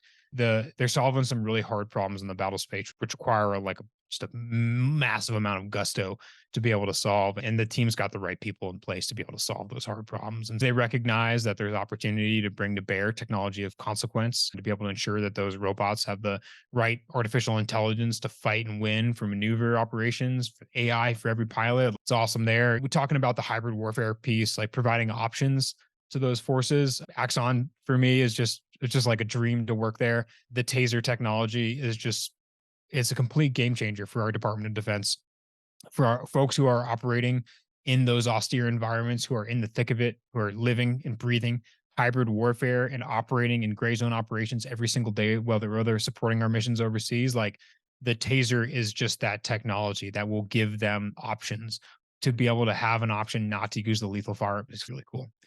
But with that, there are a number of just like really cool little pieces of technology that are out there that I certainly watch from afar. And I know that they're going to do great things. Like very recently, Environment put a bid to procure Tomahawk Robotics for 100 and maybe 120 million bucks. Right, Tomahawk Robotics was an awesome team a bunch of years ago that put their heads down and said, "There's a lot of robots, and no one's really creating the common control system for them. This sounds like a hard problem. We should solve it." And so the team down in Tomahawk Robotics not only solve the hard problems, but they did so with a just a really good feeling product, right? They recognize that there is power in the unboxing experience. And one of the things I really appreciated about Tomahawk was outside of their partnership strategy, which was just it's just a masterclass in how to get big OEMs pregnant with your product and eventually get acquired. But they realize that you can like when a warfighter picks up a product, they don't want this like chunky plastic piece of garbage. They want something that like feels good because they're taxpayers' dollars, they're taxpayers too. And the team at Tomahawks did that really cool. I always look for folks who are trying to refresh something new. John Chapman, Liberty Dynamics come to mind. So they make a it's a software defined programmable flashbang. Right. I'm all about the reduction of organic tissue damage and what options can I have. And I like flashbangs because man, I threw hand grenades like a girl. Like one of my irrational fears when I was in service was hand grenades. Yes, I could qualify on them, but when it came time to chucking these things in combat, I was like, I'm not going to risk like, you don't want me throwing hand grenades. And so I would, at the ready room, we're all doing these things. Like I would have my butt, I'd swap out his frag grenades or his flashbangs and smoke grenades for my frag grenades. And so like any piece of like ancillary soldier systems out there is something I'm interested in. And so that John Chapman, Liberty Dynamics creates this programmable, reusable flashbang for law enforcement and high risk defense operations to be able to give people time when they're conducting a very complex breach. Thought that was pretty cool. Were Seeing a those lot of reusable too? the reusable too. Like essentially, when I use a 9 banger now or a flashbang, I chuck it out, it's gone. Like it's serialized piece of items blown. Yeah. This thing's great because you can chuck it in, and not only can you like detonate it with a push of a button, and it's not on this like janky timer or fuse. But yes, once you use it, it's reusable. You can use a whole bunch of them. It's just this incredible form factor. You can slide it across for a bunch of different reasons. It's just a really cool piece of technology. And then I look towards firearms, right? We spend a lot of time as troops, whether we're engaged in combat or not, like hauling around firearms. And to see what Sig Sauer has done with the firearm industry is awesome. It's just awesome. But to see what the United States government has done with the requirements for a next generational firearm, I think they're a step back. So SIG recently came around and just refreshed the entire handgun, all the handguns in the US inventory or M9s, or I deployed with M9s, I deployed with Glocks, Glock 19s, I deployed with SIG 226s. And like now to see, I had my thoughts about each of them, right? We even deployed 1911s on a couple deployments, which is really cool. But really looking at what SIG has done from a product standpoint with this modular handgun system, with the ability to put a bunch of relative accessories on it to make sure it's ambidextrous, to make sure it fits in relatively small palms like myself, really cool to see. And so I love what the government's done with the adoption of, gosh, damn near close to 500,000 handguns across the US inventory. But when we look at how we're going to fight and win against this next generation of conventional fighting force, we have to recognize that they're a conventional force that we're fighting. So they're gonna have armor. So we're gonna have to defeat that armor at a certain range. And what SIG did with answering the government's call with the new what's called the Spear, they've got this next generation squad assault weapon. So they've got a belt-fed machine gun, they've got a larger caliber rifle for infantry assaults and things like that. We've just gone to bigger and heavier kit. Man, like it was not uncommon. Like I got a ton of back problems. I got a ton of neck problems and hip problems. And I go to chiropractors more than I like to admit. And a lot of it's because I was humping around like 123 pounds of gear, rolling around the mountains in the desert. You got guns and ammo and plates and all that stuff. It's crazy. And now when I look towards some of the soldier systems that are finding their way into the defense industrial base, like some of these SIG rifles, they're heavier, they're unnecessarily large. You can't keep this rifle at the ready for long. And like we're trending in the wrong direction in terms of soldier systems, meaning we're creating heavier, more cumbersome equipment for our soldiers, sailors, airmen, Marines, Space Force Guardian. We see this with IVAS as well. I see so much promise in mixed reality, but I get really concerned about mixed reality and artificial reality and this big headset in front of your face to tell you where the bad guys are and where all your friends are for combat. Because Yeah, like that would be really cool if I'm driving a convoy where I know I'm not going to get hit, or I'm training or something like this. It seems pretty cool and gimmicky, but like I said, man, combat is beyond chaotic and tunnel vision is a thing. And when I've got these like ski goggles with all this information, like I will reach cognitive overload and it's gonna kill people. Like we will have people that will die as a result of it. But I'm still very excited that the government is pushing the ball forward with some of this stuff with modern artificial intelligence being used for operations. I see folks who are like Microsoft who try to fit a square peg of a product into a round hole of the market with IVAS, or folks like Microsoft and SIG who listen to the government and just like they have to build this really big, very power hungry, expensive thing that goes on a soldier's head in terms of Microsoft, or this big over encumbering rifle in the terms of SIG. Like they have to do what they have to do to win the business. However, it might not be the best thing for the users themselves. See a lot of that going on as well. And I could speak all day, man. There's a number of technologies out there that I certainly can get irrationally excited about. Or There are so many things that, again, I've never even thought of or heard of. So it's exciting to me to hear from somebody who is not connected with that world that there are people that are pushing the boundaries of what we have currently and looking to maybe through more iterations than you would like to try to get to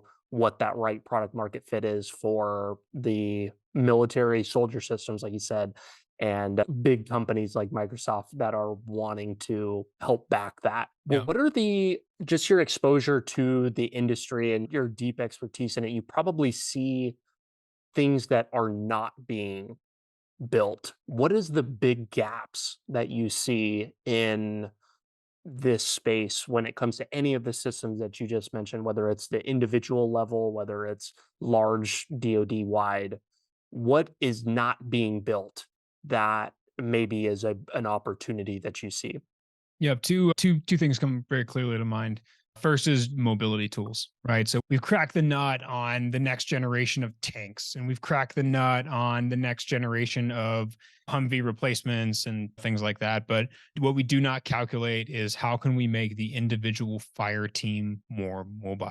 A lot of folks don't play down at this level because there's not a massive landmark $1 billion franchise program aligned with it. However, like I've been riding two-wheel motorcycles in and around the military for a lot of years, right? We used to run diesel-powered KLR 650s in the mountains of Afghanistan. We used to run dual-drive Christinis throughout the jungles. We would run electric, you would kick electric bikes out of the back of airplanes for infill and stuff like that. But there's no one landmark brand company or whatever that's really looking at the mobility of the individual soldier or individual like four-person fire team.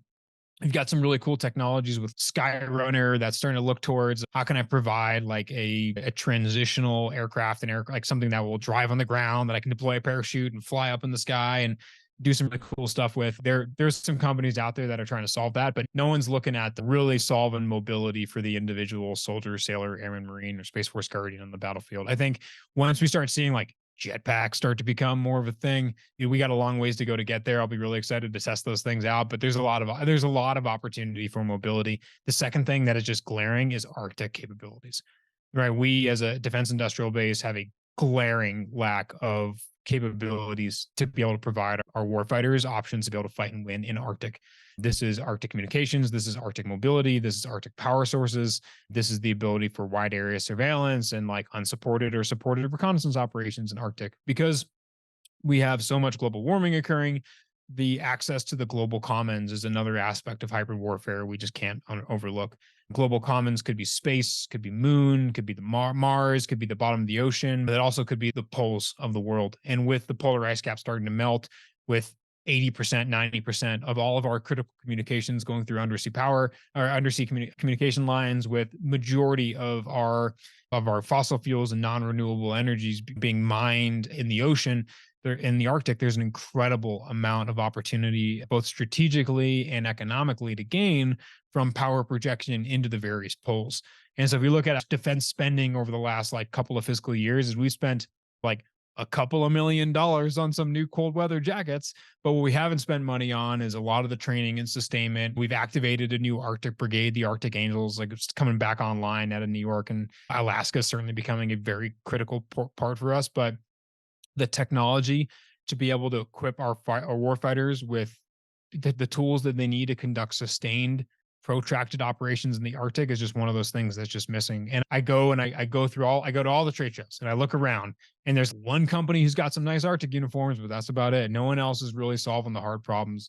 And while they may have that in their portfolio, no one's leading with that because it's not an acute, clear and present problem right now. It will be, very much so, it will be. But those are two things that just come to mind as two just distinct opportunities. In terms of the growth, man, it's like quantum, like everything: quantum navigation, quantum computing, quantum encryption, like how you weaponize quantum, like the mechanics of the quanta in a ground operation is like the next AI that I see. And I'm just like patiently waiting for companies to put themselves out there to start solving the hard, complex quantum problems that are coming across the battlefield as well.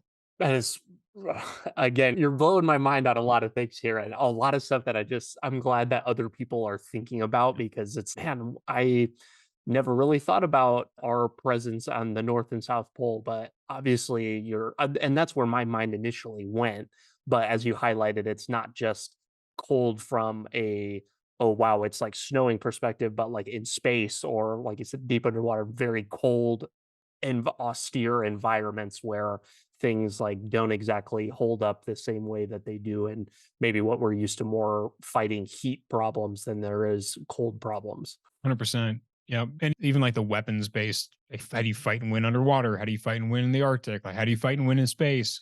What I'm like patiently waiting for is the company who comes up with the Moonraker pistol to equip Space Force with the guns that they need, because we're going to start seeing Space Marines become a thing, right? We've already seen the Naval Academy have a space track. It's only a matter of time until we got Space Marines in the US inventory. And those Space Marines are going to have to fight and train on how to take out other space stations. And so they're going to need weapons to do. And I'm waiting for the companies that are creating the next generation of, it's almost like out of the expanse, or insert your sci-fi novel here, a next generation of like Space Marine equipment. It's gonna be exciting. I heard Space Marine and my mind just went to Warhammer 40K, and Yeah, like there you go. thinking of all of the nerds that just I'm like, oh man, it's finally our time here. 100%. I want to take some of the product experience that you have and download a little bit of that. We've talked about all of these interesting technologies. You've had the several opportunities to work in very critical product based roles at very front lines companies that are doing really innovative things. And I'd like to kind of get a little bit of a masterclass here on like product management, and maybe the best place to probably start that would be maybe just asking what you think product management is. It's a role that kind of gets a lot of shit from other departments within companies, and I think they point to that as being an overhead thing, maybe not something that's necessary. I don't have any strong opinions. I'm sure that you do. Maybe let's just start there. Yeah, happy to. So you asked me the first question that I ask anybody that would interview with me for a product role, which is, what is product management? And so I define, you could ask 100 different people, what is product management? You'll get 100 different answers, and I agree with them all. However, mine is that product management is a corporate function that ensures the profitability and efficiency of the people and products within that company's portfolio, and works with the other corporate functions to ensure that happens.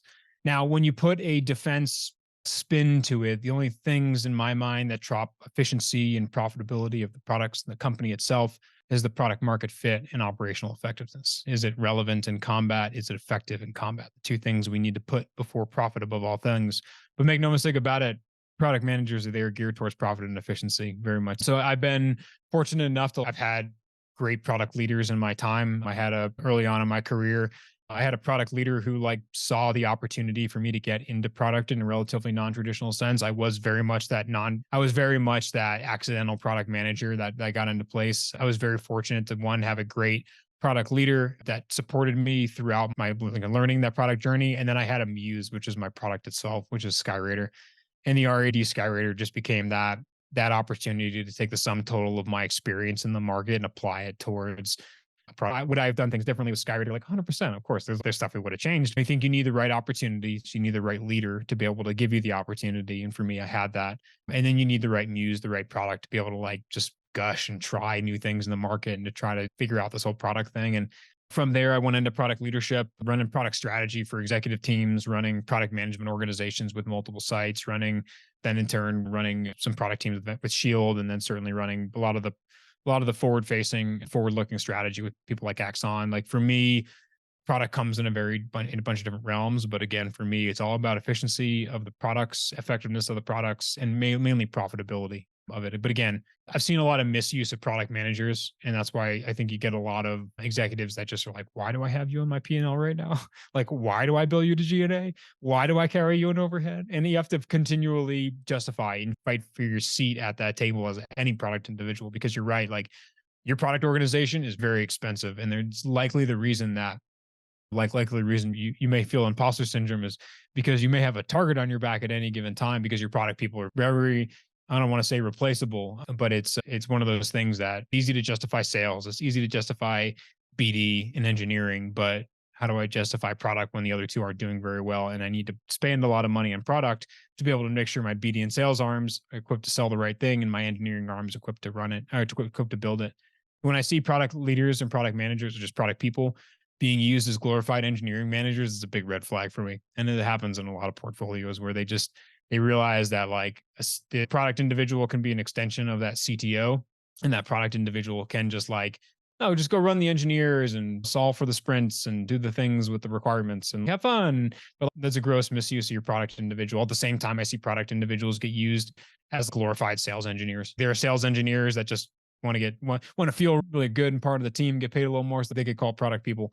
But it's the teams that really recognize the importance of product, that when they leverage that product individual and they listen to that product individual, that they recognize that there's opportunity for great things to happen. Selling into the Department of Defense is very complicated, but for folks who are looking to get into the Department of Defense and sell into it, there's two very simple steps you need: identify evangelists, build social proof, period.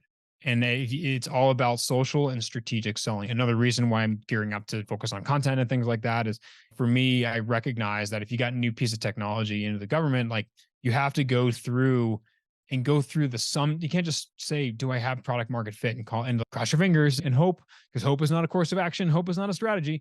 And so for us as product people, we have to go through what doctrine is in place to accept or reject this technology, what facilities, what logistics, what operations, what training needs to be in place. You look through the whole gamut, the whole life cycle of a product, whether it be a material or non-material product. And you run the traps in the defense industry to say, okay, can I get this thing integrated in? Do I have the right facilities, the logistics place entail, or the logistics tails in place? Do I have training in place, or am I going to need that? Like that, when you start answering that question, you stop becoming a product company, you start becoming a solutions company. And therein lies the opportunity to sell. And if you can sell a solution into the government, you have the opportunity for this great thing called an indivisible bundle that allows you to frame smaller losses with some of your larger gains. And for me, I like pricing just became one of those things that I really liked and really gravitated towards. My father was a world-class pricing guy in a bunch of years ago. And when I came out of the military and I had transitioning off to my time in industry, I had 3 books, and they were all about this thing called value-based pricing, and they were all written by my dad. And so I just read them cover to cover a couple of different times before I entered corporate America.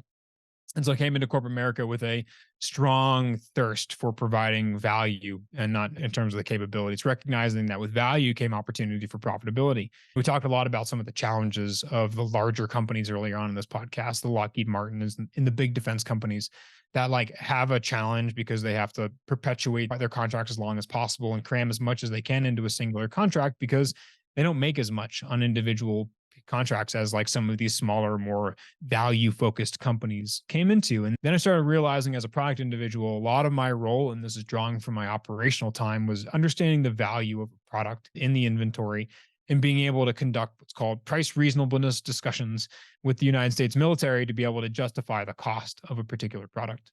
If I have a widget that costs me 10 grand, but I sell it to the government for 100, the intent is to provide that solution, that $100,000 solution to the government, and then be like, thank you, because the thing we were using was like $1 million, right? That's the economics you need to be able to trade on. That's the level of value you need to be able to provide to be able to make meaningful strides in this industry. Is you need to take that $10,000 product, you need to be able to sell it to the government for 100,000, and it needs to be able to replace that thing that costs $1 million.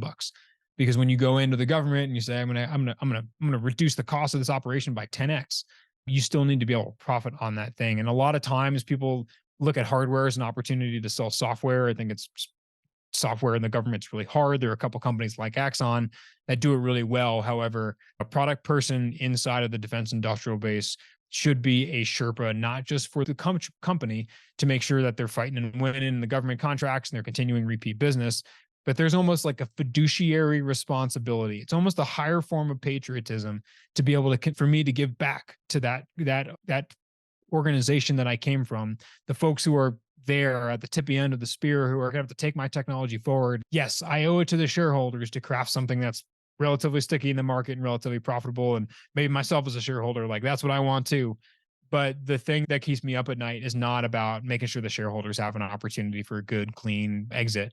It's making sure that the technology I'm bringing to bear in the first place really moves the needle for the soldier, sailor, airman, marine, Space Force guardian, US federal government employee, or international coalition partner that is employing that technology. When they use this technology and it's saving their lives and livelihoods, or it's saving them time, or it's $100,000 solution to $1 million problem, we really have the opportunity to create value. And if your product manager is doing the right thing, you'll have killer product market fit. You've been leveraging strategic selling, so you're identifying your evangelist, you're building your social proof, you got a hell of a beta launch, and then from there, as long as the company can do its part and getting past the valley of death, and you can ride with the challenges of defense procurement, your product manager is doing its job. Is that value metric that you keep referencing, is that should that be the North Star for product managers? Is that how they should be determining their value that they bring? And then how do you, if that is true, how do you measure that? Yep. Efficiency and profitability should be the North Stars, right? And through that, effectiveness of the product, right? Effectiveness of the product governs the product pursuit in of itself. But I'm not going to sit here and issue a challenge to all defense industrial based product leaders that you need to 10x your value and do all these things. That is an illustrative example, but the North Star of a product manager is like, am I creating a more efficient organization? Are we able to get stuff done more effective and faster? Or am I creating a more profitable product? This could be by me informing pricing schema associated with the product. This could be me making a bold decision as the product owner to say, we're not selling this thing individual quantity 1. We're selling this thing minimum quantity 10. When you buy it, you have to buy all your spares. You have to buy all your training up front. And so there, like your order bill of materials quantity 1, you just 10x, right? Example. It is up to your product manager to make the tough bets in the market right now and to ensure that 1, that they're generating value for the company that they work for, but 2, that they're doing the right things by the people in the company who have to steward that particular product and the end users who have to then deploy with that particular product. Are there any frameworks or guiding principles other than what you were just walking me through that you think would be helpful for maybe current product managers or aspiring ones to think about the relationship between the things that you just described, what they're bringing to the company and the end customer, and then how they can implement those in a way that is meaningful? And usually these types of questions are helpful, maybe a past experience or a point in your history when that came to bear and like how you took that to be and implemented it yourself. Yeah, fair. So there's no book that tells you how to be a defense industrial Mhm. based product manager. I've tried to read them all and they just don't exist. Maybe I'll write one someday, but I was you just know, about to say it sounds like there's a book in the works here. yeah, for sure. Product management's relatively new for the commercial industry, relative like in of itself, let alone inside the defense industrial base. There are countless companies doing incredible things, and like they've been wildly successful, and they've never had a product individual. But for the folks that are there, a lot of your challenges are try to. It's like the emperor's new clothes. Like you have to tell people who potentially have product blindness about their product, the founders of the companies you just got hired for, because your product individual is generally not your first hire. So you're coming into a founding team and you got to tell them what's broken and you got to be tactful about it. And it's do not bring the solution, the problem without at least a couple of solutions, because that's how you get yourself to be just like a black sheep in an organization when you're a product individual that says, hey, boss, this product sucks. And you just leave it at that. Yeah, that's great. I'm not going to ask your opinion next time. Be like, hey, boss, this product sucks. But if you just did this and this, like, tons of market, tons of upside, you're good to go. Like it's a delicate balance when you're a product individual because like you have to have the hard conversations. You got to have the hard conversations with the business development and sales individuals who like your customer facing part of your organizations about the reality of what's going on behind the scenes with your engineers. You have to talk to your engineers about and stand your ground on what the market really needs. Because if you capitulate to engineer requirements, because our engineers don't want to do it, it's too hard. If you do that kind of stuff, you're not being a good fiduciary. Like you're not living your fiduciary responsibilities of being like a product manager in this line of business. Like you have to create the right thing for the warfighter, and you got to make sure the taxpayers are getting a killer deal out of it. With that comes a paradigm shift of juggling the paradigm of fault and responsibility. One of the things that I see like new product managers up is they recognize that there's no difference between things that are your fault and things that are your responsibility. And I completely violently disagree with that. As a product and owner, it's like your job to have the hard conversation with the business development executives to say, hey, I know you just pre-sold a bunch of shit for like Q1, but we just had a slip and no way this thing's coming out to market until Q3, right? They're going to go ballistic, but it's not your fault. It's your responsibility to have that tough conversation, to mitigate the risks we're able, to ensure you've got the right second and third order and actions to make sure it doesn't happen again. But in turn, your product manager, your product owner, product individual has to be armed with with and through the highest orders of that business to make sure that they have the ability to be the master and commander of their own individual product. And oftentimes it's hard. Sometimes you get a hard product to sell. Sometimes you just do. When you have the opportunity to have that hard conversation with a founder and be like, hey, I'm here for you. And your product's really cool, but tell me again about it because I'm just not getting it. And to get it explained to you like the 10th, 11th time, and to just it's sometimes a really tough position to be in because you're there for the company, you're there for the mission. For instance, you have an opportunity as a product owner to like have a hard conversation with the founder, and sometimes that falls on deaf ears, and that can be tough. I'll draw on like a product we had at Shield AI. There was a product called Nova, developed by this great idea of this concept of how do I take a small backpackable drone? How do I enter it inside of a building? And how do I find the people inside of this building? Huge life-saving concept, right? If I, as a close quarters combat operator, knew where everybody is in that building, I'd love to know where everybody is in that building. I just had a little quarterback cheat sheet and I was like, all right, send in the dog or let me just start getting to work. Easy day. It briefs really well, right? I have this drone that saves lives and livelihoods. So for me, it was like, I got to find out more because I couldn't figure out why they built this thing.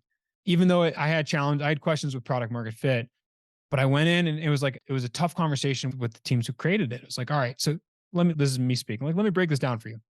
So we got this aircraft, goes in, called 1,000 square feet. It'll map 1,000 square feet in 60 seconds and it'll tell me where the people are. Okay, cool. Let's break down the operation itself, right? The market that this thing plays in, right? Close quarters combat, you balance three things at all time: speed, surprise, violence of action. Right. If the rules of engagement dictate that I cannot employ a heightened level of violence of action, I can overcome this tactical disadvantage with speed and surprise. If I, on an operation, lose the element of surprise, I can overcome this with speed and violence of action. And so when I was trying to get information on Nova, the thing that I was trying to figure out is how this thing plays into the stack, right? So the stack, a bunch of dudes outside of a door, right? Let's say I use this thing. It's loud. I've lost the element of surprise because now like the 1,000 square foot building that this thing's flying in, everybody knows that there's a drone inside of this, a giant loud quadcopter running around. So I've lost the element of surprise. Now this thing takes 60 seconds, 1,000 square feet, comes back, maps it. Now I have to go clear it. And now I clear at about 1,000 square feet. Me and about three of my best friends can clear 1,000 square feet in about 60 seconds. And so now I've doubled my time on target. So I've lost the element of speed. I've certainly lost the element of surprise. What do I have on this drone to overcome violence of action? And it's like nothing.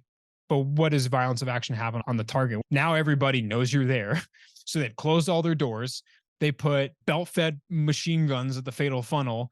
They've armed their suicide vests and now they're ready to roll. So tell me again why this product's there. And it was really hard to come into this company, which I adored the leadership. I adored the product, but I just couldn't figure out why this product made it there.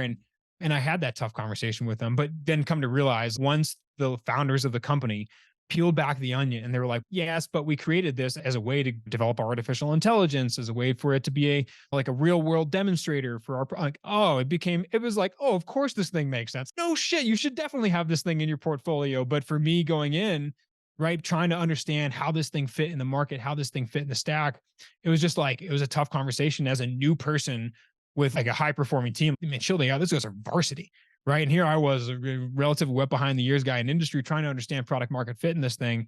I had to have that adult conversation with the founders of the company to understand, okay, like here are my challenges with this thing. Why did you create it? And then understanding why they created it was so powerful. And you've got to have those conversations and you've got to be able to see past the maybe potential lack of product market fit for an initial product in a portfolio and understand that there's gold in the second and third order effects of that product being in there. And so product managers need to have curiosity to be able to ask those questions. They need to be able to have really deep understanding of the product and the market itself and the capabilities to be able to ask those questions. They need to know how government procures and how like this crazy chess game of government acquisitions works. And they need to be able to certainly understand the technical side of the house. They need to understand from a technical standpoint, whether it be software, whether it be electromechanics, hardware, optics, whatever, that they have to juxtapose the size, weight, power, and cost constraints against the operational need, and they got to figure out how to make the right product at the right time in a relatively profitable manner. And so for that, for me, there's no shortage of opportunity for product managers in the defense industrial base. And hell, man, I think veterans make great product managers because they're passionate and they're tactful. They're able to learn. And I never went to college. I still haven't gone to college. And I've been able to do some great things because I've been able to take my tactical experience and the technical knowledge that I've gained throughout my time in industry and time in the military and just use that for this perfect thing of product. And when I really boil it down, Office Space comes to mind. What do you do here? I talk to the engineers. Like 100% is exactly what you do. You talk to the engineers, and you're that translation layer between the market, your business development, and your tech arm, and everything in between. As you're sitting here talking to me and explaining all of these nuances, all I hear is this perfect infusion of your service and a technical role in industry, just like marrying together so nicely. And all I can think about is how well suited you are for the roles that you've had so far. When people talk and you hear things about how Marines, infantrymen, people who are carrying weapons, they lack the maybe hard skills when it comes back to getting out of the military, the transition, the dreaded transition, maybe missing skills. That is a 100% not clear here just based on this conversation. Like there's direct application from battlefield to here. And you might have just laid out the entire case for front lines folks going into defense tech because this is, I'm sure, and I know that you brought another level of understanding to that conversation at Shield that I know didn't happen before.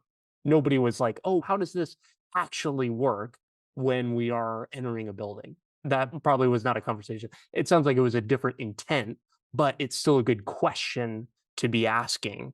And man, that's the case for it right there. Yeah. It's a great way to continue serving as a product manager, as a product leader, like passion. You need passion.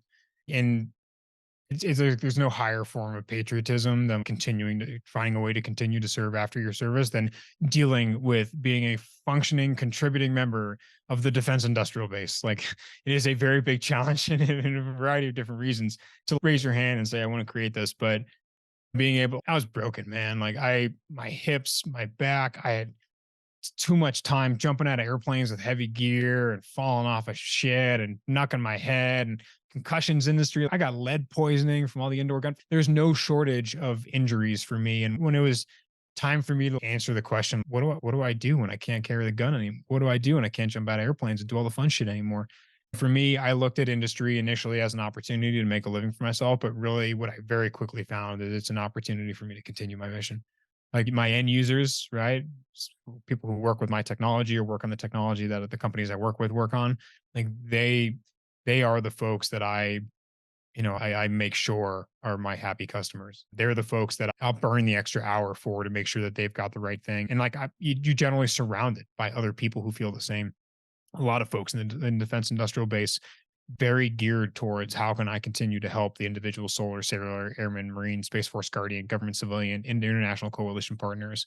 And product's a great way because try to continue serving. Like you don't need an MBA for it. And I think a lot of folks, like I get asked that a lot, is Mark, I want to do what you do. And once I get my MBA, once I do this accelerator program and I go study under this venture capitalist, like maybe I'll be ready. It's okay, yeah, maybe, but I will tell you, man, like any good skill, combat is attritable. It's like either your knowledge of what's going on in and around the military is very attritable. And so I spend a lot of my time in and around them, like around the military to try to learn what's going on. But man, like I don't speak active duty like I used to speak active duty. I certainly don't speak like special operator, like I used to speak special operator. I don't speak that as much anymore because I spend a lot of my time around industry, solving for industry problems. And like when the years go by, man, more every new trade show, I've got another person on the other side of the booth, meaning somebody I used to know and who wasn't like who was in the mix getting after it. Now they're in industry.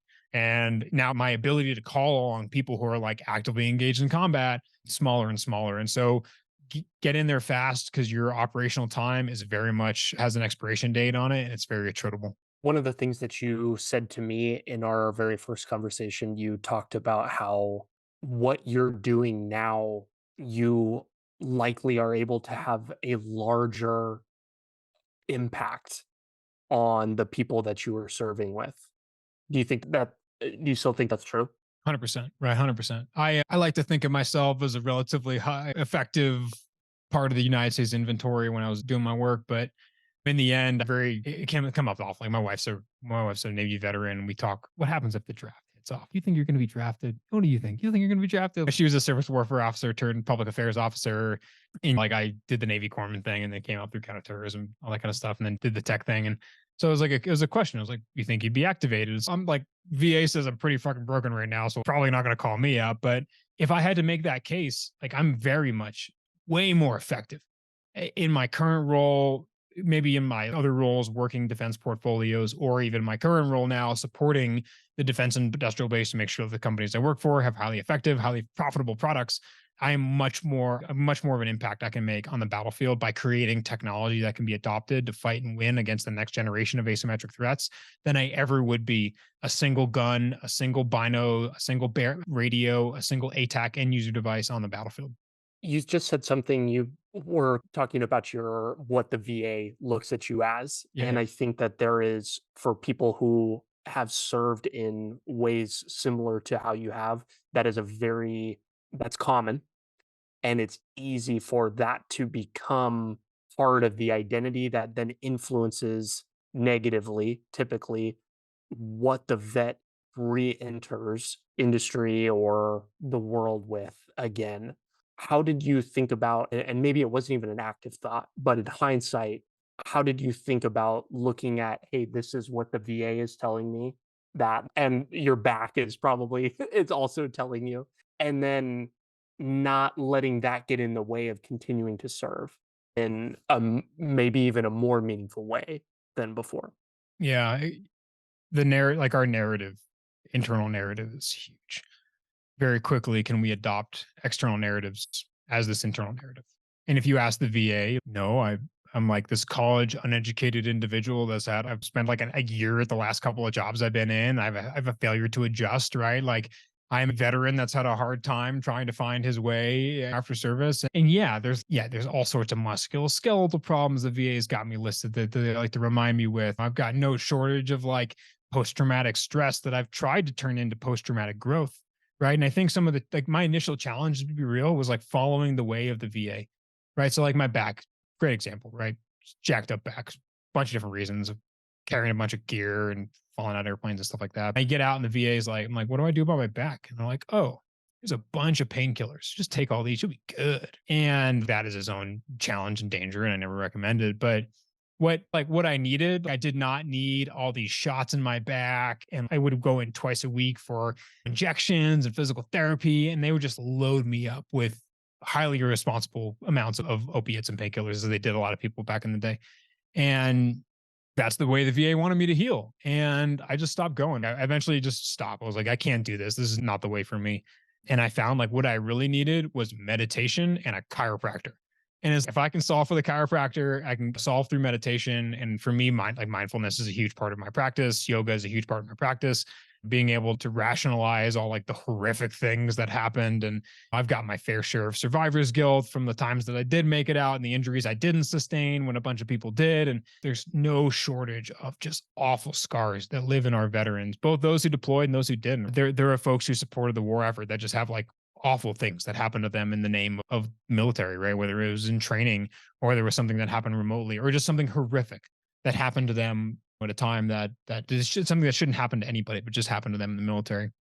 For me, it was like almost like having a soft divorce from the VA saying, I can't go through your care anymore because you remind me every day I'm broken. You remind me every day I need help. And the only things you're going to do for me is just shove a bunch of narcotics down my throat and call it good. And so for me, it was taking a couple of years off from the VA and like really digging down the root of my problems. Like my back is great now because I've been able to manage it internally. And no, I don't take any of that garbage anymore. For me, it's my mindfulness is awesome, right? Because a lot of the challenge I had with the VA was like, oh, well, PTSD. Okay. You got to go talk to a bunch of therapists. And so you go talk to a bunch of therapists and they're like, tell me about combat. Oh man, yeah, like little kids and like fire and brimstone and all this terrible things. So I know exactly how that is. And you're like, no, you don't. That's my problem with the VA is they're like, oh yes, I know exactly what that is. And you're like, no, you don't. Don't tell me what it's like, what the smell of burning children smells like, or what the sound of like gunfire echoing off the halls of a small building as you're like fighting your way room to room. Don't tell me how you think how it feels. I just want to be heard and received as a veteran, but it just became so prescriptive for me in the VA healthcare system that I just had to find my own way. And so eventually, like we moved out of Washington, D.C., which is part of the problem. I lived in Northern Virginia, Washington, D.C. for the better part of my operational time. And my wife and I, just girlfriend at the time, made a very conscious decision that we were getting out of DC, moving to Colorado. We found mountains. I found the ability to like walk among nature. And I found the ability to be in solitude and to really crush the limiting beliefs that the VA had put onto me. Just it took a lot of like self-righteous behavior and a lot of self-talk to be able to realize I'm not the broken, fucked up veteran that they think I am. I am somebody who's highly capable. I am somebody whose limiting belief does not reside on the whatever rating I get from the VA that week. And for me, I think that a lot of folks adopt the narrative of the Veterans Administration and they say, "Oh man, yeah, I am messed up because the VA told me to," or maybe they didn't get validated because they do come out with the VA misdiagnoses all this shit all the time. And so people come out with all these injuries and like they didn't have the right paperwork or they didn't have the right narrative correctly. And so they shut down they shut down their investigation and they're like, maybe it's all in my head. When then they start attacking their head and their brain and they go deeper down the rabbit hole and it gets ugly. And at the same time, man, there's no shortage of veterans that need help. And so the VA's got like a really tough road ahead of this. But what I'm happy to say is like very recently started like seeing like now that I'm a solopreneur and I pay for my own healthcare now, I don't have somebody else managing my healthcare, is I've had to readapt my healthcare to the VA. And I went out to here calling you from Colorado, the VA here in Colorado at a clinic was one of the best healthcare experiences I've ever had. And it totally broke the stigma for me. I had spent the last bunch of years, I have like tons of health stuff coming along with autoimmune problems, stress, and like all the stuff that Western medicine just has a hard time diagnosing. And the VA has been like, I don't know what to do with you.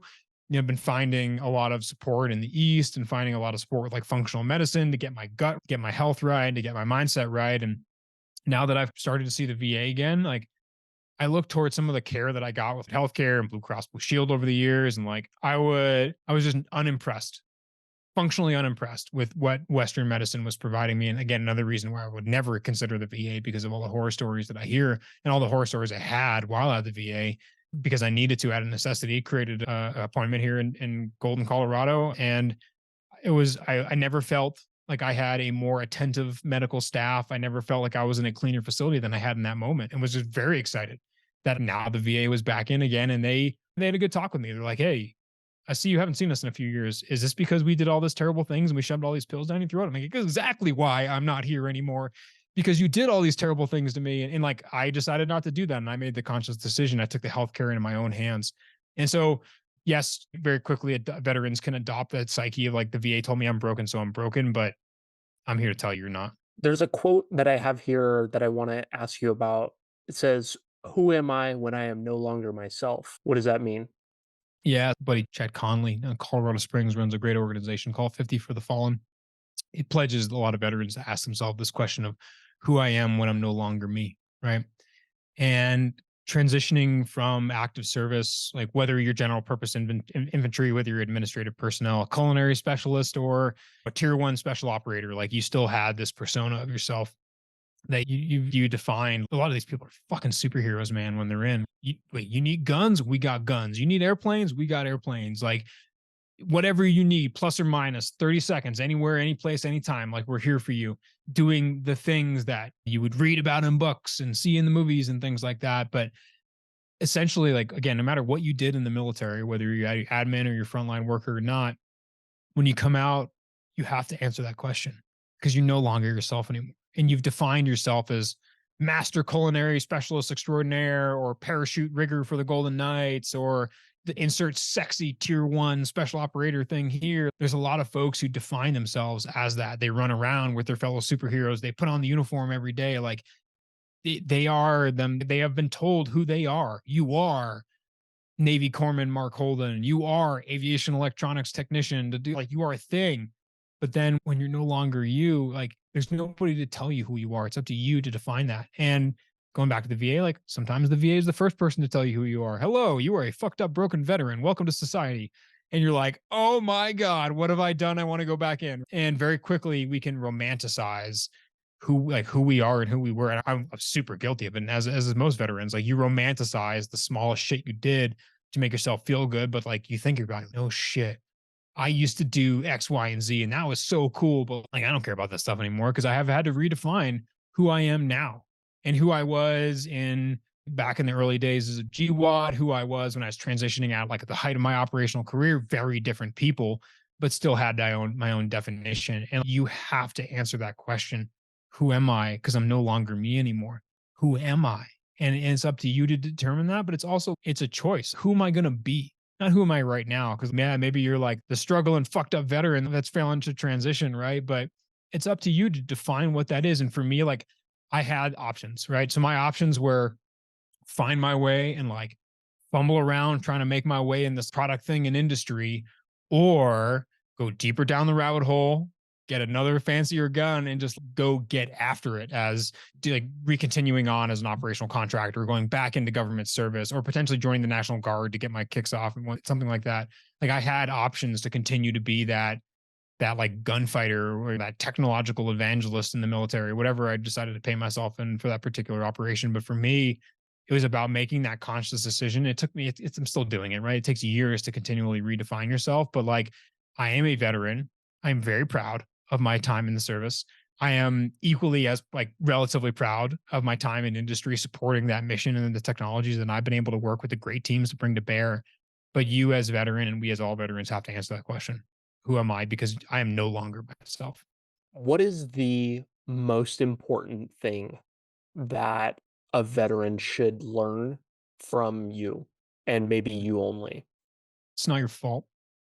I think that's it. That's it. It goes back to the things that they did in service. Like a lot of people, like a lot of GWAT veterans I talk to, and this is just top of mind. There's other stuff you can learn. So stay tuned for more. But for me, like stuff top of mind coming from some recent conversations is a lot of people look back and they're like, shit, I could have done more, or I should have stayed in, or I shouldn't have done that op, or oh, I should still be in, or I lost all those people that one time. And whether you've transitioned too early and you think you did, whether you've got out of the military, you think you got out too early, whether you're trying to find your way. I think a lot of people, so one, it's not like the things that happen, like there were terrible things that happened to you in service, and it's not your fault, but you are capable of everything and anything, right? Like you're still like, so maybe the one thing I want veterans to take in this is that you're still a superhuman.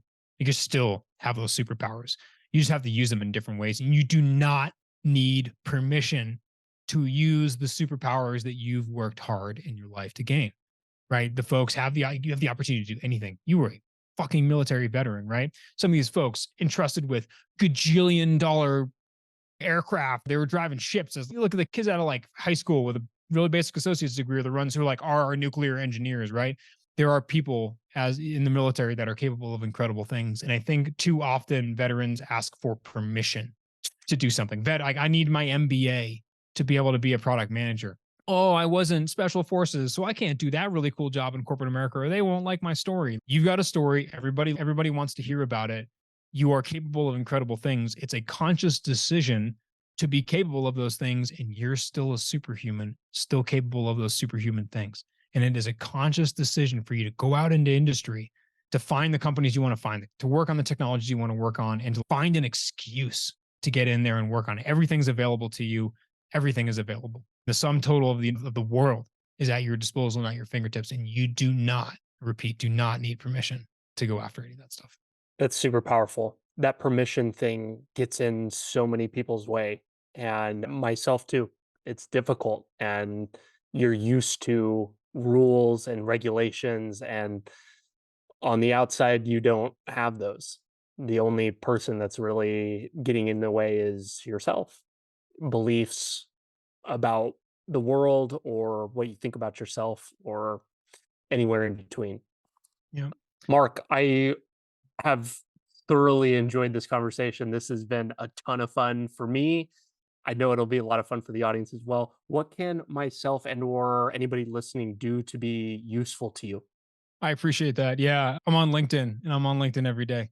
So come find me, Mark Holden on LinkedIn, at Holden Actual on YouTube. I'll start putting on some YouTube content here in a little bit. If you're interested in my hybrid warfare discussions, you can find all the shorts on YouTube right now. But I want to start talking to you on LinkedIn. I have great conversations in the comment section. I'm talking almost daily about veterans growth and new defense technologies and stuff that I'm seeing as I'm coming through trade shows. And so what you can do for me is hop on LinkedIn, come at me. LinkedIn is not dead. LinkedIn is cool. It's a great place for people to go. If you look at the folks on Instagram, and they've got great dreams and conjecture, but the people on LinkedIn have jobs. And so that's really where business to business is getting done. So I welcome you. Come on over to LinkedIn. I'm there every day. You can pop into my DMs. Let's chat. And just echoing this, I appreciated this. This is a message that certainly a lot need to hear, and appreciated the opportunity to be able to connect with you today. One last thing, we should have gotten to this earlier, but maybe take a couple minutes and just talk about Holden, talk about what you do now and maybe what you could offer in your consultancy services and how you might be useful to somebody in the business context. You're Appreciate not going to plug yourself, so I'm going to plug you for you Yeah, here. for sure. I'm not here to plug myself, man. I'm here to talk about the real stuff. I'll just be real with the audience here. So I'm at this awkward teenager stage in Holden where I'm just trying to figure out what it is. I'm doing a lot of work today with companies that are looking for assistance with product launch planning, with marketing and product strategy. How do I take my commercial technology or my idea, and how do I get it adopted from the Department of Defense? So I work by, with, and through the companies. I am not a proposal shop. Do not come to me to edit your white papers for zippers. I come here to work by, with, and through organizations to ensure product market fit inside of that. But to be real, Holden is not a solo endeavor. While the sum total of my experience is up available for you to be able to hire for your team and stuff like that, for me, the intent is to start growing people and to teach them what I've learned, to make sure that the companies that I work with have a more scalable way to access this type of knowledge. Big into public speaking. So if anybody in the audience is keen to bring me in as a public speaker, that's something I'm really interested in, whether it's virtual, whether it's at a trade show, or whether it's to talk about some of this stuff we talked about here with your audience. And then for me, as we talked about earlier, my growth engine is content. And so what I'm really looking forward to is working with companies who are looking to refresh their content, just to create some good content about their products. What I found is that there's a number of companies that are out there that, like, I would work for free. And so a great way for me to work with them is to have an opportunity to work with their products, to work alongside the company, and to just do a deep dive. Here's what I love about this product, and let's talk about it. And then I can show through video, through a series of shorts, and then certainly through my follow-up interactions about those technologies itself. So Holden, service disabled, veteran-owned small business, hub zone company, here to team with you, but really based in Laramie, Wyoming. We also do a lot of product testing. So we've got a pretty big facility in Wyoming. I've got about 40 acres on a lake up in the high alpines, where I have the opportunity to test some of the most rugged conditions for some of these products. And so I have had companies that are relatively interested in employing me in the facility for product testing. So again, man, we're kind of a shotgun blast. Again, I just, full disclosure, at that awkward teenager stage, we're trying to figure out our niche. Make no mistake about it, the riches do lie in niches. And so eventually all the things that I'm doing will get married down into maybe one or two. And so right now I'm just trying to find the things that matter to the most with the audience that I work with, something that I really take enjoyment in. And that's where the content marketing and all that stuff gets into play. But for me, that's Holden. Again, we're relatively new in the scene and coming soon to a trade show near you. Fantastic. Mark, this has been so great. I really appreciate your time. Appreciate you, man. Good podcast. Great to be here. Thanks so much for tuning in today. Your listenership helps me better educate people like you and the rest of our nation's military, both past and present, on building a successful life outside of military service. If you're looking for more ways the top vets are leading more effective lifestyles, building businesses, and using the resources designed specifically for you, press here for a selection of some of the best clips. Be sure to like this video and subscribe to the channel to stay up to date, and I will be talking with you soon.